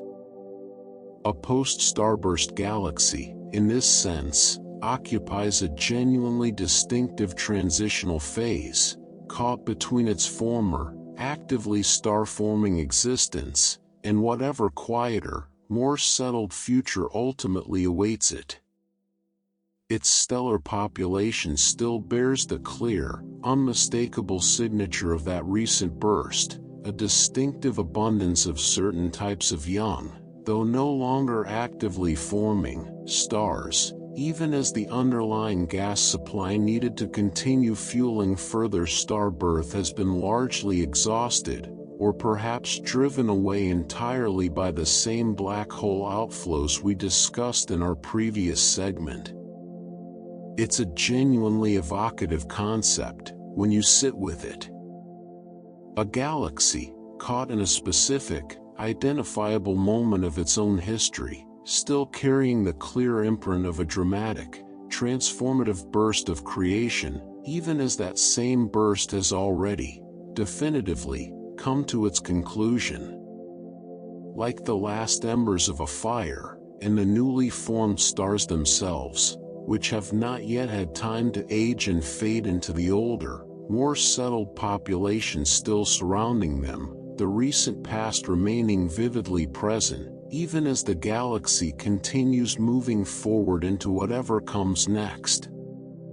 And this connects to a broader, quietly profound theme that emerges from everything we've explored throughout this journey together, the remarkable persistence of a merger's legacy, long after the dramatic events of the encounter itself have settled into the past. Because even long after a merger has fully run its course, the debris left behind by that encounter can remain what astronomers describe as dynamically young, meaning the stars and gas involved continue to exhibit motion and structural characteristics that clearly distinguish them from the older, more settled populations found elsewhere within the galaxy. This debris hasn't yet had sufficient time to fully relax, to fully settle into the same kind of smooth, well-mixed orbital pattern characteristic of a galaxy's older, more established stellar populations. In fact, this merger debris can persist, remaining recognizable and structurally distinct, for a genuinely remarkable stretch of time. Rather than quickly blending seamlessly into the broader galaxy, becoming indistinguishable from its surroundings within a few million years, these structures, faint stellar streams, subtle shells, gentle asymmetries in the galaxy's overall distribution of stars, can remain identifiable as distinct features for a very long time indeed. In some cases, remarkably, stellar debris originating from a past merger can remain visibly spread throughout a galaxy for billions of years, persisting as faint, recognizable structures long after nearly everything else about the merger, the dramatic starbursts, the luminous quasar phase, the initial chaotic disruption of both galaxies' original shapes, has faded entirely into the galaxy's much more distant past. There's something quietly moving about this final thought, as we bring this particular segment of our long journey toward its close. A galaxy merger, we've learned throughout this entire story, unfolds across hundreds of millions of years, an almost incomprehensibly long stretch of time by any human measure. And yet, even that vast span represents only the active phase of the story. the full legacy of a merger, the faint stellar streams, the subtle asymmetries, the scattered debris still tracing the long-ago paths of two galaxies drawing together, can persist for billions of years beyond that, a quiet, lasting echo, woven permanently into the fabric of the newly formed galaxy, long after every dramatic event of the merger itself has faded into memory. As this long night continues to unfold, and as we carry this story forward into the final chapters still ahead, let this sense of enduring legacy settle gently over you. Nothing here is ever entirely temporary. Even the most dramatic, most chaotic events this universe has to offer leave behind quiet, lasting traces, faint echoes persisting for billions of years, patiently carried forward within the newly transformed galaxies that rose up from their long, slow, gravitational dance. Let's settle now into the long-term shape of this story, because so far, we've focused on transformation as it happens, the dramatic bursts, the shifting structures, the awakening black holes. But there's another way to understand a merger's legacy, and that's by looking at what remains measurably true about a galaxy, long after the encounter itself has passed. When astronomers study large samples of post-merger galaxies, comparing them carefully against similar galaxies that never experienced a merger at all, a clear and consistent pattern emerges. Many of these post-merger systems show genuine, long-term growth in their central stellar mass, meaning the concentration of stars gathered at the galaxy's core has measurably increased, not just temporarily, during the chaotic peak of the merger, but persistently, as a lasting feature of the galaxy's new structure. Across large samples of these systems, this central stellar mass enhancement typically comes out to somewhere in the range of about 10 to 20%, when compared to otherwise similar galaxies that never underwent this kind of encounter. That might sound, at first, like a fairly modest figure. But when you consider the sheer scale of a galaxy, containing hundreds of billions of stars to begin with, a 10 to 20% increase in central stellar mass represents an enormous quantity of additional material, drawn inward and permanently incorporated into the galaxy's core, all as a direct, lasting consequence of the merger. And this figure actually grows more striking still, when considered relative to the galaxy's own overall size, rather than as an absolute measure. When astronomers examine this enhancement specifically in proportion to a galaxy's characteristic scale, its typical size relative to the amount of mass it contains, the enhancement can reach as much as about 40%. This tells us something meaningful about exactly how mergers reshape galaxies, not simply by adding mass in a general, evenly distributed sense, but by concentrating that additional mass unusually densely, packing more material into a comparatively compact central region, relative to what the galaxy's overall size would otherwise suggest. This extra stellar material doesn't remain confined to some impossibly small, pinpoint region either. Astronomers find that this enhanced concentration of stars can extend outward to a radius of about 7 kiloparsecs from the galaxy's center, a distance of roughly 23,000 light-years. To put that in perspective, that's a meaningful fraction of an entire galaxy's overall visible extent, not a tiny, localized enhancement limited only to the very innermost core, but a substantial, extended region of the galaxy, genuinely reshaped and enriched by the long process of merging. Now, alongside this lasting structural growth, mergers also tend to bring about a very different kind of long-term change, one we've been building toward gradually throughout the previous several segments, the eventual quieting of star formation altogether. We discussed earlier how black hole outflows and other related processes can begin suppressing star formation as a merger reaches its later stages, and astronomers have found that this suppression, sometimes called quenching, tends to follow a fairly identifiable timeline. In many post-merger systems, this quenching effect appears to peak within roughly 500 million years following the merger's most active phase. 500 million years might still sound like an enormous stretch of time, and in absolute terms, it certainly is.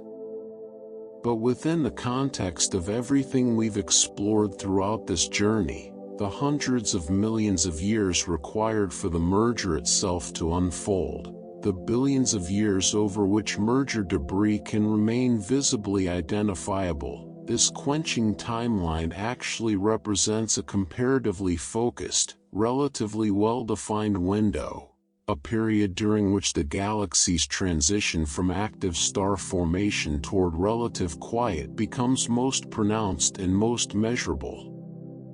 Through this process, astronomers have traced a clear, consistent evolutionary pathway followed by many merging galaxies. A system begins as a gas-rich, actively star-forming galaxy, undergoes the intense disruption and starburst activity we've spent so much time exploring throughout this journey, and then, gradually, over the few hundred million years following that peak activity, transitions into what astronomers describe as a quenched system, a galaxy whose star formation has substantially slowed, or in some cases, largely ceased altogether. This pathway helps explain something we touched on briefly in our previous segment, the particular significance of post-starburst galaxies within the broader population of merging systems. Remember, a post-starburst galaxy is one that clearly shows evidence of a recent, intense burst of star formation, one that is already concluded by the time we observe it. And when astronomers study large populations of these post-starburst galaxies specifically, searching for any connection back to galaxy mergers, they find these systems are strongly overrepresented among galaxies that have recently undergone a merger. In other words, if you go looking specifically for galaxies caught in this distinctive post-starburst phase, freshly quenched, still carrying the clear signature of a recently concluded burst of star formation, you'll find that a disproportionately large share of them show clear evidence of having recently experienced a merger, far more than you'd expect if post-starburst galaxies arose randomly, unconnected to any particular triggering event. This connection becomes even more concrete when we look at specific, carefully studied samples. Among a particular category of post-starburst galaxies that astronomers refer to using the shorthand E+A, a classification describing galaxies showing spectral features characteristic of both older, settled stellar populations and more recently formed, still relatively young stars, roughly 75% were found, upon careful examination, to show clear evidence of being either an ongoing galaxy pair, still in the process of merging, or a recent post-merger system. That's a remarkably high figure, when you sit with it. 3 out of every 4 galaxies within this particular, carefully studied population, showing the unmistakable fingerprints of a merger either currently underway, or having concluded relatively recently. It offers about as clear and direct a piece of evidence as astronomy provides, connecting this distinctive evolutionary phase, this particular pattern of intense starburst followed by relatively rapid quenching, directly back to the broader story of galaxy mergers we've spent this entire journey exploring together. And now, having traced this story across so many stages, so many transformations, from that very first gentle gravitational pull all the way through to this final, quiet settling into a new, quenched existence, it feels fitting to bring this journey back, quite literally, home. Because everything we've explored throughout this long night, tidal tails, starbursts, awakening black holes, elliptical remnants, isn't some distant, abstract phenomenon, confined only to galaxies far removed from our own experience. Our own galaxy, the Milky Way, carries within it clear, well-documented evidence of an ancient merger of its own. Astronomers have identified debris, distinct populations of stars, moving along orbits and carrying chemical signatures that mark them as having originated not within the Milky Way's own original formation, but instead having been accreted, absorbed, through an ancient merger with another galaxy, one that occurred long ago in our galaxy's history. This debris remains detectable today, woven throughout our galaxy's structure, a lasting, physical echo of an encounter that unfolded billions of years in our past. This detail carries a particular kind of significance, one that reframes everything we've discussed throughout this entire journey. Galaxy mergers are not rare, exotic events, confined to unusual or distant corners of the universe. They represent a normal, fundamental part of how galaxies grow and evolve over cosmic time, and our own galaxy, the one containing our sun, our solar system, our own small, quiet corner of existence, carries this same history within it. The Milky Way itself stands as living proof of everything we've traced together across this long night, a galaxy shaped, in part, by exactly this kind of ancient, patient, gravitational dance. And as we bring this entire journey to its close, let's travel finally to the very edge of what astronomers have been able to observe, back to a moment far earlier than anything else we've discussed throughout this story. In recent years, astronomers identified something genuinely extraordinary, a merger involving not two galaxies, but five, observed at a moment only about 800 million years after the Big Bang itself. To put that in perspective, against the entire nearly 14 billion-year history of the universe, this observation captures a moment from the universe's earliest infancy, a time when galaxies themselves were only just beginning to take shape. And remarkably, even at this astonishingly early stage in cosmic history, this ancient, multi-galaxy merger was already redistributing heavy elements outward, beyond the boundaries of the individual galaxies involved, enriching the surrounding intergalactic environment in essentially the same way we described earlier in this journey, when discussing how mergers enrich the circumgalactic medium surrounding more nearby, more recently observed galaxies. This single observation carries an enormous weight of meaning. It tells us that everything we've explored throughout this long night, the gravitational dance, the tidal tails, the triggered star formation, the chemical enrichment spreading outward into the surrounding cosmos, isn't simply a feature of the more recent universe, the billions of years closer to our own present moment. It's been happening since almost the very beginning.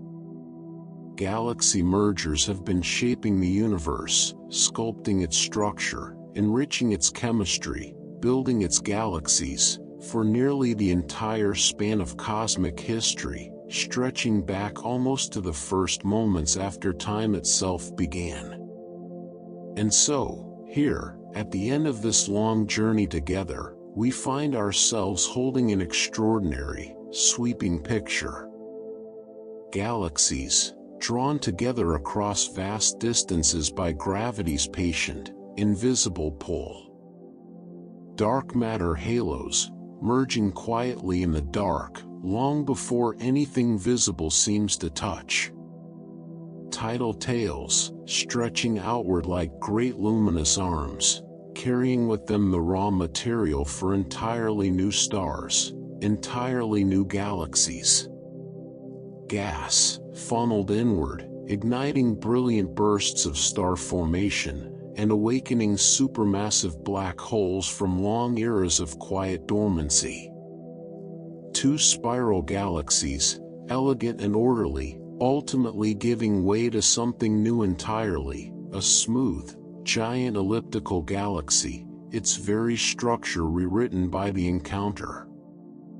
And finally, quiet echoes, persisting for billions of years, faint stellar streams and subtle asymmetries, carrying forward the memory of an ancient collision long after every dramatic event has faded into the deep past. This is the story written into our own galaxy's history, into the Milky Way itself, and into the earliest galaxies the universe ever managed to form, less than 1 billion years after everything began. It is a story of patience, unfolding across timescales that dwarf anything a single human life could ever witness. It is a story of transformation, of destruction and creation intertwined so closely that neither can really be separated from the other. And it is, perhaps above all, a story of connection, of galaxies reaching toward each other across the impossible dark, and becoming, together, something entirely new. Somewhere out there, right now, this same story continues. Galaxies are still falling toward each other, drawn by the same quiet, patient pull that has shaped this entire journey. Some are only just beginning their approach, their gravitational influence barely beginning to reach across the vast distance separating them. Others are deep in the chaos of active merging, their shapes stretched and warped beyond recognition. And still others are settling now into their long, quiet future, their dramatic transformation complete, their newly formed structure beginning the slow work of becoming, simply, a galaxy once again. And so, as this long night finally draws to its close, let yourself rest here, in this vast and patient universe. Let the galaxies keep drifting, keep dancing, keep becoming, exactly as they have been doing since nearly the beginning of time itself, and exactly as they will continue doing, long after we are gone. There is nothing left to do now but rest, here, beneath the sky quietly, endlessly, becoming.